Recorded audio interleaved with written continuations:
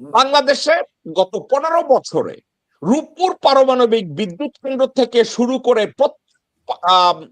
রামপাল বিদ্যুৎ কেন্দ্র, পায়রা বিদ্যুৎ কেন্দ্র, সেখানে আমাদের দেশের কোন লোকজন না, ইভেন কোন কি পজিশনে না, ইভেন দেন কোন ইঞ্জিনিয়ারিং পজিশনে না, লেবার সর্দার পজিশনেও ভারতীয় নাগরিকদেরকে এসে অ্যাক্সেস দেওয়া হয়েছে, তাদের ওখানে প্রবেশাধিকার আছে। আমরা এত কিছুর পরেও আমরা কি দাবি করতে পারি কিনা আমরা স্বাধীন ও সার্বভৌম? মেজর আক্তার। ধন্যবাদ মিল্টন ভাই, আপনার অনুষ্ঠানে আমি আবার বলছি দাওয়াত দেওয়ার জন্য, নিমন্ত্রণ দেওয়ার জন্য আপনার বহুল আলোচিত অনুষ্ঠানে। আব্দুল্লাহ ভাই, আপনাকে সালাম, আশা করি ভালো আছেন, আপনার দর্শকরা যে ভালো থাকবেন। দেখেন, আমি সার্বভৌম কিনা, আমি স্বাধীন কিনা, এটা ডিপেন্ড করে আমি কিভাবে চলি, কিভাবে অ্যাক্ট করি। আপনি প্রথমে কিন্তু সার্টিফিকেটের কথা বলেছেন। আমি সম্প্রতি গত সপ্তাহ থেকে আমি যে একজন মুক্তিযোদ্ধা এর দাবিটি আমি প্রত্যাহার করে নিয়েছি, কারণ মুক্তিযোদ্ধার সার্টিফিকেট আমার কাছে নাই। আল্লাহ আমাকে গর্বিত করেছে, সৌভাগ্যবান করেছে, আমি আমার 19 বছর বয়সে আমি এই মহান মুক্তিযুদ্ধে সক্রিয়ভাবে প্রথম সারিতে অংশগ্রহণ করার সুযোগ হয়েছে। এবং মুক্তিযুদ্ধে রণাঙ্গনে যুদ্ধ করার সুবাদে আমাকে অফিসার ক্যাডেট হিসেবে আমার ফ্রন্ট লাইন থেকে আমাকে সিলেক্ট করে আমাকে প্রশিক্ষণ দিয়ে আমাকে মুক্তিযুদ্ধকালীন সময় অফিসার বানানো হয়েছে। এরপরে সার্টিফিকেট নেওয়ার প্রয়োজন আমি মনে করি নাই, যেহেতু সার্টিফিকেট ছাড়া দাবি করতে পারা যাবে না মুক্তিযোদ্ধা। কাজে এখন আমি গত সপ্তাহে সিদ্ধান্ত নিয়েছি যে কেউ যদি চ্যালেঞ্জ করে বসে, এই যে মিল্টন ভাই যদি চ্যালেঞ্জ করে বসে, ভাই আপনি মুক্তিযুদ্ধ লেখেন, সার্টিফিকেট দেখান, এর চেয়ে শরম তো আর কিছু পাওয়ার হবে না। ভাতার প্রশ্ন বাদ দেন, বাকি সবাই এই জন্য আমি বাদ দিয়েছি। কি দরকার? এটা তো যুদ্ধ করেছি দেশের জন্য, প্রয়োজনে, স্বাধীনতার জন্য। আজকে হঠাৎ করে আমরা দেখছি অনেকে ভারত বিরোধী হয়ে যাচ্ছে, ভারত বিদ্বেষী হয়ে যাচ্ছে। আমি তো ভারত বিরোধী, ভারত বিদ্বেষী যেদিন প্রথম সুলতান মাহমুদ ভারত আক্রমণ করেছে, কারণ আমি সুলতান মাহমুদের লিগেসি ফলো করি। আমি মনে করি সুলতান মাহমুদের লোক আমি, সুলতান মাহমুদ আমার লোক কেন আমি জানি না। কাজে আমি তো ভারতকে দখলে নিয়েছি ভারতের হিন্দুত্ববাদের হাত থেকে ভারতকে মুক্ত করে একটি মুসলিম রাষ্ট্র প্রতিষ্ঠা করার জন্য। কিন্তু ইতিহাস কি বলে, আমরা বরঞ্চ নিজেরা কনভার্ট হয়েছি, কিন্তু এখানে আমরা ইসলামিক রাজত্ব তৈরি করতে পারি নাই। আমরা সিরাজউদ্দৌলার কথা বলি, বাংলা বিহার উড়িষ্যার কথা বলি, কিন্তু আমরা সেদিন কি কারণে, কি যুক্তিতে মুসলমানের জন্য আলাদা রাষ্ট্র চেয়ে আমরা ভারতীয় লিগেসি, অর্থাৎ ভারত যে আমার দেশ, এই অধিকার কেন আমি সারে আসলাম? আমি 47 সনে যদি বিভাগ না হইতো, ভাগ না হইতো, আমেরিকানরা 200 বছর সিভিল ওয়ার করে ইউনাইটেড স্টেট অফ আমেরিকা বানিয়েছে। তারা কি অনেকগুলো স্টেট বানাতে পারতো না? আপনি কি ইস্ট আমেরিকা আলাদা হইতে পারতো না? ওয়েস্ট আমেরিকা যেখানে টাইম জোন আলাদা, ফেসিং সি আলাদা, ওশেন আলাদা, some portion facing Pacific, some portion is half of the country facing Atlantic. তারপরেও they remain United States of America. আমরা, আমার বাড়ি ঘর অন্যকে দিয়ে আমি চলে আসলাম, এটা কি আমাদের তৎকালীন নেতৃত্বের বা জনগণের একটা হঠকারী সিদ্ধান্ত ছিল না? India doesn't belong to Hindu alone. India doesn't belong to Buddha alone. India doesn't belong to Muslim alone. India is one of the unique country where many religions live together. Sorry, মাঝে মধ্যে একটা English শব্দ বলে ফেলা, এটা ভালো না, একসঙ্গে বল। ভারত এমন একটি রাষ্ট্র, এমন একটি মহা বিশাল দেশ, যেখানে রাম এবং রাবণ একসঙ্গে বাস করে, যেখানে রামের পক্ষে এবং রাবণের পক্ষে আছে। এখানে এমন একটি রাষ্ট্র যে বৌদ্ধরা হিন্দুদের কতল করে পরেও সে বৌদ্ধ রাষ্ট্র হিসাবে গর্ববোধ করে। এই মুসলমানদের কীর্তি, মুসলমানদের ঐতিহ্য, অতীত এখনো ভারত ভুলতে পারে নাই। ভারত মানে কুতুবুদ্দিন আইবেগের সেই স্তম্ভ, ভারত মানে শাহজাহানের তাজমহল, ভারত মানে সম্রাট আকবরের লাল কেল্লা। এখনো হায়দ্রাবাদে যান, মুসলিম স্থাপত্য। এখনো হায়দ্রাবাদ, সেকেন্দ্রাবাদ দুইটার নামে বিভক্ত, দুইটি মুসলমান নাম, যে তারা পরিবর্তন করার চেষ্টা করছে। এলাহাবাদ মুসলমান নাম, কিন্তু আমরা 47 সনে নিজেকে ছোট করে আলাদা হয়ে আইসা আজকে আমি ভারতকে দোষারোপ করছি। আপনি ভারত হলে কি করতেন? আপনি আমার ঘর, আমি আমি আমি এর জবাব যদি আপনি আমার কাছে চান আমি আপনাকে বলতে পারি। আমি ভারতের পক্ষে কথাগুলো বলছি। ওকে, না আপনি যদি আমার কাছে জানতে চান আমি হলে কি করতাম, আমি আমি আমি জানতে চাই না, সরি, আমি কি বলছি তাহলে আজকে ভারত কি চাইবে? যারা একদিন ভারত থেকে সরে গেছে তারা তো ভারতকে, হিন্দুকে রাষ্ট্র ছেড়ে দিয়ে চলে আসছে। এটা তো আমাদের এক ধরনের সারেন্ডার ছিল। এই সারেন্ডার থেকে আমাদের নতুন ইতিহাস তৈরি হয়েছে। এই সারেন্ডার থেকে আমাদের আজকের ইতিহাসে আমরা এসে দাঁড়িয়েছি। আমরা পাকিস্তান একসঙ্গে থাকতে পারি নাই, কারো ইন্ধনে হোক, কারো আশকারায় হোক। এটার জন্য আমরা তো উভয়ই দায়ী। আমরা সেখানে কোন রকম অ্যাডজাস্টমেন্ট করতে পারি না। ইউনাইটেড স্টেট অফ পাকিস্তান থাকতে পারি নাই। আমরা যেমন ইউনাইটেড স্টেট অফ ইন্ডিয়া করতে পারি নাই, তেমনি আমরা ইউনাইটেড স্টেট অফ পাকিস্তান করতে পারি নাই। আমরা পাকিস্তানকে দুই ভাগে বিভক্ত করেছি, করে আমি বাংলাদেশ, ইস্ট পাকিস্তান বানিয়েছি। আমি তো ইস্ট পাকিস্তানের জন্য আমরা রেফারেন্ডামে যাই নাই। আমরা ইস্ট পাকিস্তানে অংশগ্রহণ করার জন্য তো আমরা সেই মুসলিম লীগ ঢাকা শহরে তৈরি করি নাই। কিন্তু আমরা ইস্ট পাকিস্তান নিয়ে করতে। আজকে যদি আপনি সিলেটে যান, উপরের দিকে তাকান, ওখান থেকে পাথরটা গড়ায় আমার কপালে উপরে পড়ে। আর আমি যদি ঢিল দেই, সেই ঢিলটা আমার মাথায় এসে পড়ে। তবে পাহাড়টা পুরাটাই ভারতের। আমরা এই গত 57 বছর বলেন, তারও আগের আরো 25 বছর বলেন, আমরা কি কখনো প্রতিবাদ করেছি যে বাংলাদেশটাকে অযৌক্তিক ভাবে, তৎকালীন পাকিস্তানকে অযৌক্তিক ভাবে ম্যাপিং করা হয়েছে? আমরা তো সেই প্রশ্ন তুলি নাই। আজকে আমরা ভারতের সঙ্গে কোনো দাবি দেওয়া তুলছি না, আমরা কোনো দাবি করছি না। তাহলে আমার মধ্যে ফিলিংসটা কেন আসবে আমার সার্বভৌমত্ব এবং স্বাধীনতা ভারত নষ্ট করছে? আমি নিজে তো চাচ্ছি ভারতের কাছে সবকিছু নতজানু করে দিতে।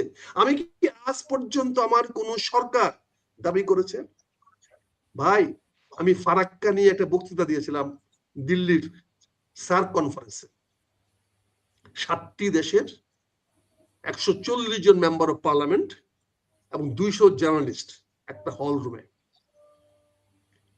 তখন Atal Bihari Vajpayee lead the opposition. সেখানে আমি ফারাক্কা নিয়ে কথা বলার কারণে আমার 6 মাস বাংলাদেশের লাল পাসপোর্ট সিজ করা ছিল। আমি ইন্ডিয়া যেতে পারবো না। আমার কি অপরাধ ছিল? অপরাধ ছিল ওই কনফারেন্স আমি বলেছিলাম যে আমি জানি বাইলেটারাল ইস্যু নিয়ে আলোচনা করতে পারবো না, কিন্তু আজকে আমার মনে একটা ভয় জেগেছে। সেটা হচ্ছে আগামী কালকে দিল্লির তাজ হোটেলে আমাদের রিসেপশন আছে। সেই রিসেপশনটা হোস্ট হলো ভারতের পানি সম্পদ উন্নয়ন মন্ত্রী। আমি বলেছিলাম এই পানি সম্পদ উন্নয়ন মন্ত্রী আমাদের 40 লক্ষ মানুষকে পানি দিচ্ছে না, ফারাক্কাতে পানি বন্ধ করে রেখেছে। বাংলাদেশের 40% লোক তাতে সাফার করতেছে। যেই পানি সম্পদ মন্ত্রী বাংলাদেশের মানুষকে পানি দেয় না, আমি তার ডিনারে গিয়ে যদি আমি পানি না পাই তখন আমার কি অবস্থা হবে? ফলে আমি চিন্তা করছি আমি সেই পানি নিশ্চয়তা নেওয়া পর্যন্ত, ফারাক্কার পানি নিশ্চয়তা নেওয়া পর্যন্ত আমি ডিনারে যাব না। and I meant it, আমি যাইনি। এই জন্য আমাকে বাংলাদেশের স্পিকার ছাড়া বাকি সকল স্পিকার, বাকি 6টা দেশের স্পিকার আমাকে অভিনন্দন জানিয়েছে। অটল বিহারী বাজপেয়ীর মতো লোক আমাকে অভিনন্দন জানিয়েছে। সুষমা স্বরাজ তৎকালীন সময় chief minister of Delhi government জানিয়েছে। আর আমার কাছে কপালে কি হয়েছে জানেন, ওখানকার অ্যাম্বাসেডর সাহেব আমার নামে নোট দিয়েছে, আমাকে গালি খেতে হয়েছে আমার দেশের প্রধানমন্ত্রীর কাছে, আমি সরকারি দলে হয়ে। আজকে আপনি ভারতের বিরুদ্ধে কথা বলেন, আমি বাংলাদেশি, এটাই তো এন্টি ভারত। আমি বাংলাদেশি, এটাই তো এন্টি মায়ানমার। আমি বাংলাদেশি, এটাই তো anti any other country. I am Bangladeshi, I am Bangladesh. I am Bangladesh মানে হলো পৃথিবীর আর সকল দেশের সঙ্গে আমার আলাদা সক্রিয়তা, আলাদা সত্তা।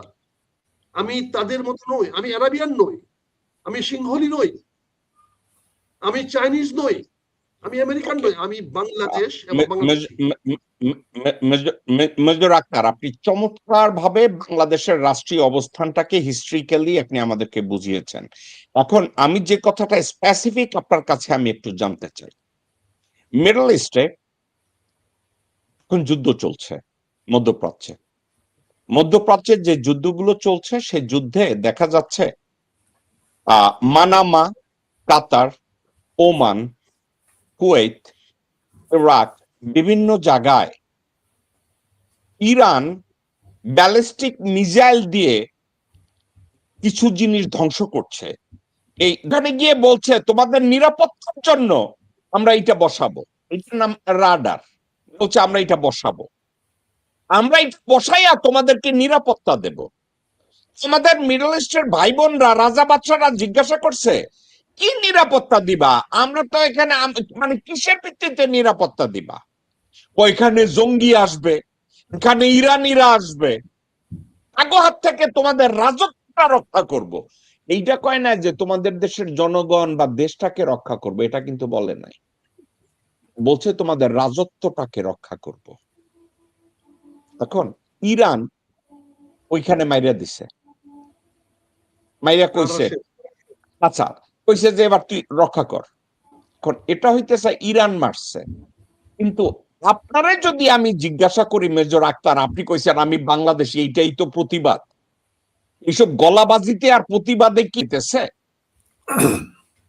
এবং আপনারা ওয়েলকাম কইরা কইরা তাদেরকে ভিতরে ঢুকাইতেছেন। মিডল ইস্টে না হয় ইরানের মতো মাথা ভাঙ্গা একজন আছে, কিছু একটা মাইরা প্রয়ের দিছে, ভেঙ্গা ফেলাইছে। এখন আপনি কি ওই এই যে স্থাপনাগুলো আছে এর পাশে দাঁড়ায় বলবেন আমি বাংলাদেশি, ওইটা ভেঙ্গে পড়ে যাবে? মেজর আক্তার, অনেক ধন্যবাদ আপনার প্রাসঙ্গিক বক্তব্যের জন্য। দেখেন, আজকে আমরা ইরানের পক্ষে নিয়েছি বাংলাদেশ। আপনি সকল সমস্যাগুলোর উত্তর যদি এক কথা চান, তাহলে আমি বলবো আমাদের লায়াবিলিটিস হলো আমাদের লিডারশিপ। আমাদের প্রপার লিডারশিপ না থাকাটাই হচ্ছে আমাদের সবচেয়ে বড় লায়াবিলিটিস, সবচেয়ে বড় নিরাপত্তার ঝুঁকি। আমার স্বাধীনতা সার্বভৌমত্ব লঙ্ঘন করার সবচেয়ে বড় কারণ আমার অ্যাপ্রোপ্রিয়েট প্রপার লিডারশিপ। আর এগুলার ভারতের আগ্রাসন থেকে, যে কোনো আধিপত্যবাদ থেকে রক্ষা করার জন্য আমার একমাত্র অ্যাসেট আমার এই 18 কোটি জনগণ। এই 18 কোটি জনগণ বাংলাদেশের স্বাধীনতা এবং সার্বভৌমত্ব নিশ্চিত করে। কিন্তু দুর্ভাগ্যবশত আমরা যারা র্যান্ড সিকার, আমরা যারা তথ্য আদান প্রদান করে খাই, আমরা যারা এই যে এনজিও বানাই, এই যে বিভিন্ন পলিটিক্যাল পার্টি করি without any source of fund, আমাদের এখানে রাজনৈতিক দল আছে কিন্তু তার কোনো আয়ের কোনো হিসাব নাই। তাহলে কোত্থেকে আসছে? যে যেভাবে পারে আমাদেরকে সেভাবে তারা ব্যবহার করে, আমরা তাদের ভাড়াটে হিসেবে কাজ করি। আজকে দেখেন, আমি ইরানকে সাপোর্ট দিয়েছি, হরমুজের তেল বন্ধ করে দেওয়া হয়েছে। কাদের তেল? হরমুজ প্রণালীর ওয়েস্টে যারা তেল পাঠায় তাদের জন্য। তো এর নিচে যে দেশগুলো আছে তার মধ্যে ইরান একজন। তা আমি কেন ইরান থেকে তেল আনতে পারি না যদি আমি ইরানকে সাপোর্টই করি? মুসলমান যদি ভাই ভাই হই, তাহলে আমার তেলের জাহাজটা তুমি বন্ধ করতেছো কেন? এই কথাটা বলার মতো লিডারশিপ আমাদের নাই। চীন যদি তার তেল ছুটায় নিয়ে যেতে পারে, চীন যদি তার মিসাইল বিক্রি করার জন্য যদি তেল বিক্রি করতে পারে, তাহলে তো আমরা হয় ইউএস কে অথবা চায়না অথবা ইরানকে বলতে পারি আমরা তোমাকে 2 লক্ষ সোলজার দিয়ে সাহায্য করব। ইরানকে বলতে পারি আমি তোমার বর্ডার ডিফেন্স করব, আমি হরমুজ প্রণালী গার্ড দিব, আমি 2 লক্ষ সৈনিক দিব, আমার তোমার হাই টেকলি মিসাইল দরকার নাই, আমি হিউম্যান শিল্ড তৈরি করব। অথবা আমি ইউএস কে বলতে পারি আমি একটা country, I can afford to lose 200,000 people, young energetic আছে, আমি তোমাকে দিব, আমি তোমার ইনফেন্ট্রি হিসেবে কাজ করব, আমি হরমুজ প্রণালী ক্লিয়ার রাখবো। আমি যেই কথাই বলি আমাকে প্রেম নিবেদন করতে হলে তো প্রকাশ করতে হবে। আই লাভ মেজর ইউ কে লাভ দে বললে, আই লাভ ইউ লাভ দে বললে তো থাপ্পড় খাইতে হবে। সত্যি আমাকে কথা। একটা vision and mission and way থেকে বলতে হবে, তার পাশ দিয়ে ঘুরঘুর করতে হবে, নাহলে তার অ্যাটেনশন অ্যাট্রাক্ট করতে হবে, তার প্রয়োজনে কাজে রাখতে হবে, তারপরে সময় সুযোগ বুঝে বলতে হবে আই লাভ ইউ। আপনি সাকসেসফুল হইতেও পারেন, ওকে, আপনি সাকসেসফুল হইতেও পারেন। আপনার কাছে আমি ব্যাক করতেছি, চমৎকার ভাবে বলছেন ভাই। আমার আপনার কাছ থেকে ট্রেনিং নিতে হবে, কারণ আই লাভ ইউ বলতে গেলে আমার মনে হয় লোকজন মনে করবে এই লোড এটা গালি দেয়। ওকে, ঠিক আছে, আমি আপনার কাছে ব্যাক করব। মামুন ভাই, আমি আপনার কাছে জিজ্ঞাসা করি, এতক্ষণ আমরা মেজর আক্তার ভাইয়ের কাছ থেকে মূল্যবান ঐতিহাসিক প্রেক্ষাপট সহ ওনার কাছ থেকে আমরা কিছু কথা শুনেছি, কিন্তু একটা জায়গায় আমি স্ট্রাক হয়ে যাই। এটা আমাদের দেশের বা কালচারালি কত বড় ধন্যতা, একজন স্বনামধন্য মুক্তিযোদ্ধা সে যদি অভিমান করে বলে যে ভুয়া সার্টিফিকেটে বাংলাদেশ বোঝায় মুক্তিযোদ্ধার ভুয়া সার্টিফিকেটে, আমার এই সার্টিফিকেটেরও দরকার নাই, আমার মুক্তিযুদ্ধও বলার দরকার নাই, এটা কি আমাদের কালচারাল ধন্যতা, নাকি আমাদের দেশের মানুষের অসততা, মানুষের ইডিওসি, মানুষের লোভ এমন একটা পর্যায়ে গিয়ে ঠেকছে তারা মেজর আক্তারের মতো একজন মুক্তিযোদ্ধাকে মূল্যায়ন করবে না? এখন মেজর আক্তার বসবে, দরকার নাই তোর সার্টিফিকেটের, অর্থাৎ দেখতে চাই না তোর কুত্তা সামলা। মানে বিষয়টা কি এই পর্যায়ে গিয়ে কালচারালি আমরা ঠিকছি? মামুন ভাই, আপনার কি মনে হয় এই বিষয়টাকে? এটা দুইটা দিক দিয়ে আলোচনা করা যায়। আক্তার ভাই যেভাবে উনার অবস্থা আমি শুনলাম, উনি মুক্তিযুদ্ধ করছে এদেশের মানুষকে রাজনৈতিক অর্থনৈতিক মুক্তি দেওয়ার জন্য, স্বীকৃতির উনি দেখেন নাই, উনি কিছু প্রাপ্তির জন্য করেন, যেটা হলো আসল মুক্তিযুদ্ধ। আর মুক্তিযুদ্ধ একটা চলমান প্রক্রিয়া, সেটা এখনো শেষ হয়নি। ভৌগোলিক স্বাধীনতা হইলেও রাজনৈতিক অর্থনৈতিক স্বাধীনতা হয় নাই। তো কাজে আমি তাকে রেসপেক্ট করি। আমি নিজে মুক্তিযুদ্ধ ছিলাম। 2017-তে একটা সার্কুলার পাইলাম। আমি তো 2002 থেকে বাংলাদেশে 4 মাস আর প্যারিস আসা যাওয়া করতাম সবসময়। তখন একটা পাঠাইলো ওখানে, আপনার হজরত আলী বলেছেন কাউন্সিলর, একটা আমাকে নোটিশ পাঠাইলো যে যেসব মুক্তিযোদ্ধারা বিদেশে আছে তারা এখনো করতে পারে। কি মনে করে এক বন্ধু বললো আপনি ছিলেন, আপনি করে দেন। তো আমি করে দিলাম। পরে দেখলাম যে সব কি হয়ে গেছে, সব ডিটেলস বলে দিছি। আমি কোথায় যুদ্ধ করছিলাম তাও আমি বলছি, পুরো ডিটেলস। ছাত্র সেই করাচিতে প্লেন হাইজ্যাকিং কেসে কয়েকজন ছিল, আমি ফার্স্ট ইয়ারে পড়তাম 71-এ, আর 5-7 জন ছিল ক্লাস 10-এ, সব ব্রিলিয়ান্ট ছাত্র, সবাই অ্যারেস্ট হয়ে গেল। আমাকে মেরে ফেলছে, হুলিয়া ছিল। আমরা প্লেন হাইজ্যাক করা, আমাদের গ্রেনেড পিস্তল নিয়ে অনেক কিছু আছে। এই যে প্রবাসে আমরা মুক্তিযুদ্ধ করছি, অনেকে বলে যে ভাই আপনারা তো প্রবাসী ছিলেন। আমি বলছি শত্রু দেশের মুক্তিযুদ্ধ একটা বইও আছে, ওখানে লেফটেন্যান্ট হাসান ছিলেন আমাদের সাথে, এম.এ. খান ছিলেন তখন ওখানে, এই যে তারেক জিয়ার শ্বশুর। এখানে বদরুল কবির যে মারা গেছে এই যে কোভিডে, আমরা দুজন ওই কারসাজে যাইয়া ওখানে আমরা ফ্লুয়েন্ট উর্দু বলতে পারতাম বলে অর্গানাইজ করেছি। তো এখন আপনি দেখেন, আপনার যে আমরা মতিউর বলে, মতিউর তো ওখানে হয়েছে। তো কাজে সেই সময় আমরা 5 লাখ বাঙালি ছিলাম, ইয়াং ছেলেরা, আমরা যেভাবে চেষ্টা করেছি, আমরা তো মারা যেতে পারতাম, অনেক কিডন্যাপ করেছে, সেটা আমি বলছি না। তো আমি কখনো মুক্তিযুদ্ধ সার্টিফিকেট করি না। রক্ষী বেন আমাকে অ্যারেস্ট করছিল, তো বেশিক্ষণ রাখতে পারে না, আমার বাচ্চা উঠায় আনছে। কারণ ব্যাপারটা হলো যে আমরা যেই স্বপ্ন দেখছি, আমার ফাদার ভাষায় ন্যাপ করতেন, আমি ছিলাম নিজে দেখছি যে পাকিস্তান হিসেবে হিউমিলেটেড হয়েছি। প্রশ্ন হলো যে নিজের অভিজ্ঞতা থেকে দেখেছি। পরে ফ্রান্সে এসে আমার এক বন্ধু বললো তার বাবা ওই যখন নাকি ফরাসি দেশে অকুপাইড ছিল নাজিদের, তখন লেজো ডনার সর্বোচ্চ পুরস্কার দেওয়া হয়, তার বাবা অ্যাকসেপ্ট করে নাই, বলছে আমি আমার দায়িত্ব ছিল মুক্তিযুদ্ধ করছি, আমি কোনো খেতাবে করি নাই। তা আমার মনে হয় আক্তার ভাই বোধহয় ওই দৃষ্টিকোণ থেকে বলছে। তো আজকে দর্শক শ্রোতা মন্ডলী অনেকেই ভুলে গেছেন এই যে মুক্তিযোদ্ধা কোটা নিয়ে যে আন্দোলন হয়েছে, এই যে কোটা ভিত্তিক, আরে কেন কোটা হবে, দেশই তো স্বাধীন হয় নাই। তারপরে আক্তার ভাই একটা সুন্দর কথা বলছেন যে 46-এ যে ভাইসরয় যে ওভাল যে ছিল, যে তখন যে ব্রিটিশের সময় যে এক রাখার জন্য যে কনস্টিটিউশনাল যে গ্যারান্টি থাকবে মাইনরিটিদের জন্য জিন্না সাহেব রাজি হয়েছিলেন। ওখানে জওহরলাল নেহেরু, এই যে বইটা আছেন যে এই যে আপনার এটা ইংলিশেও আছে দেখবেন, ভালো স্বাধীন হলো আপনার স্বাধীন হলো আপনার মৌলানা আবুল কালাম আজাদে। তো এইটা অনেকে জানে না, এইটা হলো জওহরলাল নেহেরুকে যখন নাকি কংগ্রেসের সভাপতি হলো তখন সে বলছে পরেরটা পরে দেখা যাবে, তখন জিন্না সাহেব খেপে গেলেন যে এখনই সাংবিধানিক ভাবে গ্যারান্টি দেওয়া হচ্ছে না, পরে কি হবে, তারপর ডাইরেক্ট অ্যাকশনে গেলেন। কাজে এই যে ব্রিটিশ ভারতকে ভাগ করছে এটা সম্পূর্ণ দায়ী হলো এই যে নেহেরু, বল্লভভাই প্যাটেল এবং গান্ধীও তাদের সাথে যোগ দিয়েছিল, অথচ দোষ দিছে আমাদের। টু নেশন থিওরি তারাই ইম্পোজ করছে, আমার তো দরকার ছিল না। কাজেই লাহোর রেজলিউশনটা ছিল অনেকগুলো স্টেটস হবে, তার ভিতরে বাংলাদেশ হওয়ার কথা ছিল। সব কথা হলো যে উনি যেটা বলছেন যে বাংলাদেশে বেঙ্গল প্রেসিডেন্সিটা তো একেবারে কত বুঝা ছিল, আর গঙ্গারিডাই যে আগের সভ্যতা, আলেকজান্ডার আসে নাই। গঙ্গা সভ্যতা, আমরা একটা বই লিখেছি গঙ্গা সভ্যতা, আর একটা হলো সিন্ধু সভ্যতা। গঙ্গার এটাই বাঙালি সভ্যতা, বিশাল সভ্যতা, আর্যকে আমরা ঠেকায় রাখছি। একই ভারতে যেটা বললেন, সাউথে হলো রাবণের পূজা করে, হ্যাঁ তারা দেশপ্রেমিক, আর রাবণ হলো উত্তর ভারতের আগ্রাসী। আমরা ইতিহাস ভুলে গেছি। কাজে আমরা যে আজকে বাঙালি যে প্রায় 12শো শতাব্দী আমরা স্বাধীন ছিলাম, আর্যরা পর্যন্ত আমাদেরকে পরাজিত করতে পারে নাই। তো আজকে বাংলার যে অধিবাসী বাঙালি, এই বাঙালি জাতীয়তাবাদী হলো সুলতান ইলিয়াস শাহ, সুলতানে বাংলা অনেকগুলো জনপদকে একত্র করছিল, নিজেকে বাঙালি জাতীয়তাবাদ। আজকে আমরা মনে করি বাঙালি মানে আমরা হিন্দু। আরে না রে ভাই, আমরা ইনফিনিটি কমপ্লেক্সে বুঝবো কেন? কাজে আজকে বিশাল বাংলা আমাদের 47-এ 13 জুনে যেখান থেকে আমরা আছাড় খেয়েছি, আমরা যেখানে পরাজয় হয়েছে সাময়িক, তো সেখান থেকে আমরা প্রতিরোধ শুরু হয়েছে। তো সেখান থেকে মামুন ভাই আপনার নেতা ভাষা নেই বলছে আসাম আমাদের, ত্রিপুরা আমাদের। এক্স্যাক্টলি এটা আপনার নেতা কয়ে গেছে। হ্যাঁ, আমার ফেসবুকে এটাই লেখা আছে। ভাই ঠিক এটা না হলে অসম্পূর্ণ হবে বাংলার স্বাধীনতা। ওকে, আমিও আপনার মাওলানা সাহেবের সাথে আমিও খুব গর্বিত যে উনি এই কথা বলছেন, খুব গর্বিত।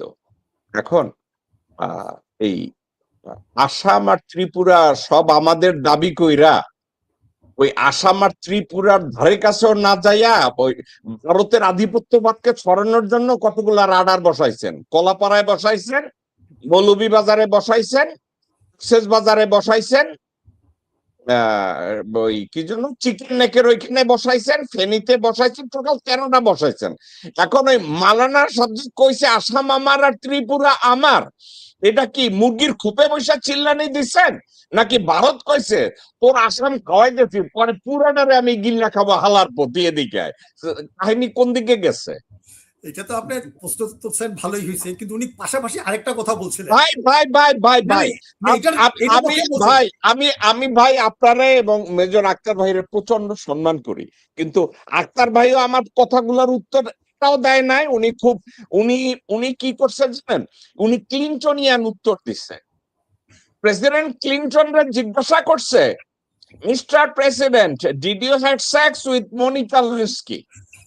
সে কয় না হ্যাঁ অথবা না। সে কি কইছে জানেন? It depends what is the definition of having sex. তখন ব্যাখ্যা করা শুরু করছে, কিন্তু উত্তর দেয় নাই। আমি আপনারা জিজ্ঞাসা করতে চাইতেছি যে বাংলাদেশের যেই দেশটাকে এই মুহূর্তে আমরা দেখছি, এই বাংলাদেশের স্বাধীনতা বা সার্বভৌমত্ব আমাদের হাতে না। আমরা ভুয়া গ্রাজুয়েট, ভুয়া মাস্টার ডিগ্রি হোল্ডার হইয়া আমরা কইতেছি আমাদের স্বাধীন দেশ, সার্বভৌম দেশ। আপনি এই কথাটার সাথে একমত কিনা? 100% একমত। দেশ স্বাধীন হয় নাই। আমি এই জন্যই বলছি যে আমরা পিন্ডির শৃঙ্খলা থেকে মুক্ত পেয়ে ভারতের দাসত্বের জন্য মুক্ত করে, এটা তো বাংলা ভাষায় বলছিল। কাজে আপনার সাথে আমি 100% একমত। ওকে, এখন আমরা যে এই তাইলে কি আমরা একটা মিথ্যাচারিতা মাইনা নিছি? অর্থাৎ একটা লোক ওরা আইসা জাজের চাকরি নিছে, কইছে আমি বিসিএস ক্যাডার, ও বিসিএস পরীক্ষাই দেয় না, আমরা মাইনা নিলাম না, আপনি ঠিকই বলছেন। আমরা কেন মানবো? যেখানে অরোরা ছিনতাই হয়ে গেছে গা, যেন ওসমানীর যেখানে আমরা বিজয়ের মাল আমরা নিব, ছিনতাই হয়ে গেছে। সেই ছিনতাইয়ের অর্ধ বিপ্লব সম্পন্ন করছিলাম এই যে জুলাই আগস্ট 24-এ।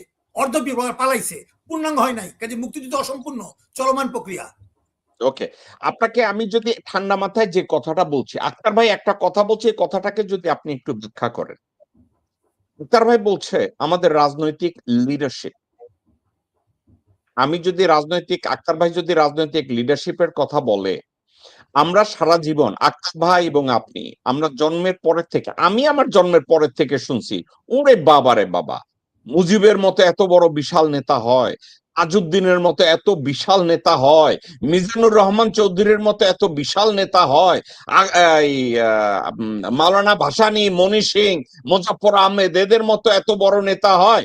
এরপরে সবার শেষে কইলাম ওরে বাবা রে বাবা, আমাদের তাত্ত্বিক সিরাজুল আলম খানের মতো এত বড় নেতা হয়। সব এত বড় বড় নেতা, পরে শুনলাম সিরাজুল আলম খান ইন্ডিয়া যাইতে গেলে তার ভিসা লাগে না। সিরাজুল আলম খান ইন্ডিয়া যাইতে গেলে ওইখানে তার হোটেল বুকিং লাগে না, তার জন্য সবকিছু গুছানো থাকে। আমরা জানলাম তো সাইন নেতারে মধ্যে মাইরা ফেলাইছে, পরবর্তী শুনি যে ওনাদের জন্য ভারতের ভিসা রেডি করা থাকতো, ভারতের এয়ারপ্লেন টিকিট বুকিং করা থাকতো, ভিসা রেডি করা থাকতো। এখন সমস্যাটা কি লিডারশিপের, নাকি রাজনীতি নামের যেই চর্চাটা বাংলাদেশে আছে এটা আদৌ কোনো রাজনীতি না? লিডারশিপ বলতে যে লিডারশিপকে আমরা দেখি, এখানে লিডারশিপ বলতে আদৌ কখনো কোনো কিছু ছিল না। সাবজেক্টটা এইটা কিনা? 100% সত্য কথা, নেতার রঙেই রং। শেখ মুজিব মুক্তিযুদ্ধ না কইরা মুক্তিযুদ্ধের সর্বদিনায়ক, তারপর জাতির পিতা, হোয়াট এভার ইট ইজ, কিন্তু কাজেই আমাদের দেশে মিথ্যাচার হচ্ছে, ইতিহাস বিকৃতি হয়েছে। এখন ইতিহাস লেখকও মিথ্যাবাদী, পাঠকও ওইরকম বেকুফ। তো এটার জন্য আমাদের অনেক সংগ্রাম করতে হবে। আমার মনে হয় আক্তার ভাইয়ের মতো লোক অনেক বেশি আপনার এইখানে আসা উচিত। আমি নিজেও লজ্জিত, ওনার সম্পর্কে এই এতগুলো জানতাম না, ডিটেলস সামনাসামনি দেখা হয় নাই। আমার একটা জিনিস আমি সবার থেকে শিখবো, কাজে আজকে ওনার রাজনৈতিক অবস্থা যাই থাকুক না কেন, কিন্তু ওনার মতো যদি 10টা লোক থাকতো, এই যে লিডারশিপের কথাটা বললেন, যে আমাদের প্রফেট হযরত সাল্লাল্লাহু আলাইহি ওয়াসাল্লামও যদি লিডারশিপটা এস্টাবলিশ না করতে পারতো, তাহলে কিন্তু তার ইসলাম প্রতিষ্ঠিত হতো না। ইসলাম মানে শান্তির ধর্ম, সকল ধর্ম মতকে নিয়ে করছেন। মুসলমানের একটা ধর্ম, আর ইসলাম হলো একটা ফিলোসফি, শান্তির ধর্ম। তো কাজেই লিডারশিপ এই জন্যই বলো, উনি একটা প্রথমেই তার ফলোয়ারদেরকে একটা কলমা না পড়াইলে কিন্তু লিডারশিপ হতো না। বলছে লা ইলাহা ইল্লাল্লাহু মুহাম্মাদুর রাসূলুল্লাহ, আল্লাহ এক, তার রসুল, অর্থাৎ তার নিজে, এটা বলাই নিছে তার প্রেরিত পুরুষ।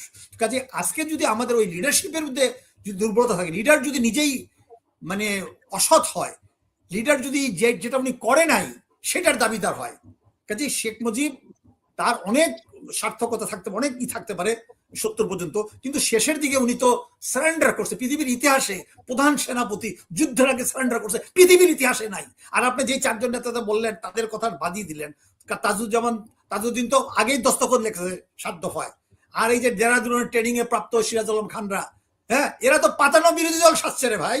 এরা মুক্তিযুদ্ধ ফিরে তরুণ যুবকদেরকে মাথায় ঢুকাইছে সমাজতন্ত্র, হ্যাঁ, আর ওদিকে বলছে ভারত বিরোধিতার, যেহেতু মানুষ বুঝে গেছে ভারত বিরোধিতার নামে ভারতের স্বার্থ রক্ষা করা। আজকেও তাই হচ্ছে। আজকে বিএনপি কি করছে? আমি সবসময় বলছি BNP is the triple agent of India. আমি বহুবার বলছিলাম, ক্ষমতায় গেলে ভারত প্রীতি, ক্ষমতার বাইরে ভারত প্রীতি, হ্যাঁ, মানে ভারত ভীতি। এখন তো প্রকাশ্যই তারা চুক্তি করেই ভারতের সাথে করেই 10 দফা চুক্তি, যেটা নাকি আনন্দবাজার বলছে, আজ পর্যন্ত কোনো রিজেন্ডার দেখলাম না। আজকে আপনি গোর্খদক্ষ আব্বাস বলেন, তারপর এতগুলো নাম বলেন, আজকে তারাই চলে আসছে। আজকে বাংলাদেশ ব্যাংকে গভর্নর নিয়োগকর্তাকে, আজকে আপনি যেটা নাকি তাইওয়ান মন্ত্রী যাকে বলেন, আজকে সে ইকোনমি কন্ট্রোল করতেছে, হোম মিনিস্টার কন্ট্রোল করতেছে, ওই সিলন মন্ত্রী। এদের বিরুদ্ধে কথা বলার লোক নেই রে ভাই, কথা বলার লোক নেই। কাজে লিডারশিপটা ইম্পর্টেন্ট, যে তার অভিজ্ঞতার ভিতর দিয়ে সত্যকে বুঝেছে। কাজী নজরুল ইসলাম বলছে আমার কাব্য আমার জীবনের অভিজ্ঞতা থেকে এসছে। আমার মনে আখতারুজ্জামান ভাইয়ের যে অভিজ্ঞতা আজকে আমি শুনে আমি বলবো যে ওনার এই অভিজ্ঞতা আমাদের শুরু আগে যেটা বলছেন, উনি IMF ওয়ার্ল্ড ব্যাংকের সামনে যে কথাগুলো বলছেন, এগুলো দর্শক জানে না, জানতে দেওয়া হয় নাই। কাজে leadership is very much important. আমি আপনার সাথে মামুন ভাই, এখানে আমি এখানে আপনার এবং আক্তার ভাইয়ের ফিলোসফিক্যালি 2টা জায়গা থেকে আমি আপনাদের সাথে দ্বিমত পোষণ করি। মেজর আক্তার একটা ভালো প্রোডাক্ট, ঠিক আছে, মেজর আক্তারের সামনে আমরা তার আলোচনা সমালোচনা করি, এটা গীবত না, উনি একটা প্রোডাক্ট। এখন মেজর আক্তার একটা ভালো প্রোডাক্ট, এটা মানুষকে জানতে হবে। কিন্তু ওই যে আমরা ছোটবেলায় সীতানাথ বসাক আদর্শলিপিতে কইছে আপনারে ভালো বলে ভালো সেই নয়, ওই ব্রাহ্মণবাদ মাথার মধ্যে ঢুকাইছে। ওই ব্রাহ্মণবাদ ঢুকাইয়া মাথার চুল গেছে, আক্তার ভাইয়েরটাও গেছে, আপনারটাও গেছে, কিন্তু এখন পর্যন্ত মাথায় হাত দিয়ে দেখেন না চুলগুলা কেন গেল। আপনারা এখনো শীতনাথ বসাক লইয়া বসে রয়েছেন। আমি আপনার কাছে আসি, আমি মেজর আক্তারের কাছে যাচ্ছি। আক্তার ভাই, আমাদের রাজনৈতিক নেতাদের বাংলাদেশে প্রাতিষ্ঠানিক রাজনীতি নাই, প্রাতিষ্ঠানিক রাজনীতি কখনো হয় নাই। আমি নিউ ইয়র্ক ইউনিভার্সিটিতে একটা সেমিনারে গেলাম, সেমিনারের কিনোট স্পিকার ছিল কুলদীপ নায়ার। কুলদীপ নায়ারকে জিজ্ঞাসা করা হইল যে what you think of politics in Bangladesh. Kuldip Nayar বলছে, I am a political commentator, I can make a comment about politics. But the question you ask, that politics in Bangladesh, that's just a dialogue. তো পাশের থেকে new York Times এর Thomas Friedman জিজ্ঞাসা করছে, what make you think that way? বলছে, the thing is going on in Bangladesh in the name of politics is nothing other than political prostitution, social prostitution. বাংলাদেশের ambassador ওখানে বসা, consul general বসা, Indian 2 জন ambassador বসা, দেখলাম মিসকি মিসকি আসতেছে। আমি চাইলাম দাঁড়াইয়া প্রতিবাদ করব, কিন্তু আমি প্রতিবাদ করতে যে দাঁড়াবো, আমার মনে হইলো যে দাঁড়াইয়া যে বলবো যে না, বাংলাদেশে এটা পলিটিক্যাল সোশ্যাল প্রস্টিটিউশন না। তো কথাটা বলার আগে আমার নিজের কাছে লজ্জা লাগলো। লজ্জা কি জন্য লাগলো? আমার নিজের সারা গায়ে উদাম, আমি ল্যাংটা, মাথার মধ্যে পাগড়ি দিয়া দাঁড়াইয়া কইলে হইব যাসে ঢাকা মধ্যে। আমি আর প্রতিবাদ করি নাই। এখন কুলদীপ নায়ারের কথাটা প্রতিবাদ আমি করি নাই একটা কারণে, আমি ন্যাংটা, আমারে ন্যাংটা কইছে, এর প্রতিবাদটা কোন জায়গায়? আমরা গত 54 বছরে শুধু নেতা দেখছি, পার্লামেন্টারিয়ান দেখছি।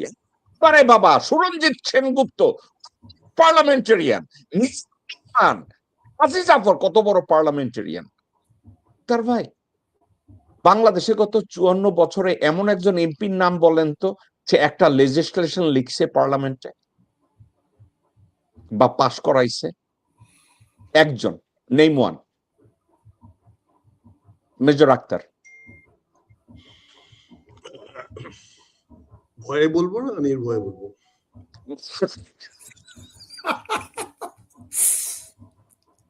All years.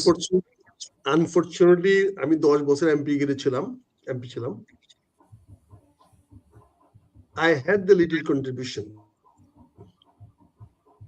to do that. আমি সেই জন্য বহিষ্কার হয়েছি, সেই জন্য আমার বিরুদ্ধে পার্লামেন্ট রেজলিউশন হয়েছে। এগুলো তো পার হয়ে আসছে রে ভাই। আপনার এই প্রশ্নগুলোর জবাব দিতে হবে, এটা এমপি হওয়ার দিনই বুঝছি। Tomorrow I have to face. Today I have become, but I cannot deny tomorrow. My past is past. Nothing I can change. Nobody also can do any harm in the past. Whatever I have done, whatever I achieved. Today, what I'm doing, either I do or sleep, today will pass. But I can never avoid tomorrow. I can never avoid tomorrow. Tomorrow will come, will come, will come. I have to be always prepared for tomorrow. আগামী কালকের জন্য আমি কি করব, এটা আমাকে preparation থাকতে হবে। আমি এই পার্লামেন্টে দল থেকে বিদ্রোহ করে একা অংশগ্রহণ করেছি। যখন বিএনপি মনে করেছে পার্লামেন্টে না যাওয়াটা কালচার, আর ভাগ্যের কি নির্মম পরিহাস, আজকে এমপিদেরকে ট্রেনিং দেওয়া হচ্ছে পার্লামেন্টে কিভাবে কাজ করতে হবে।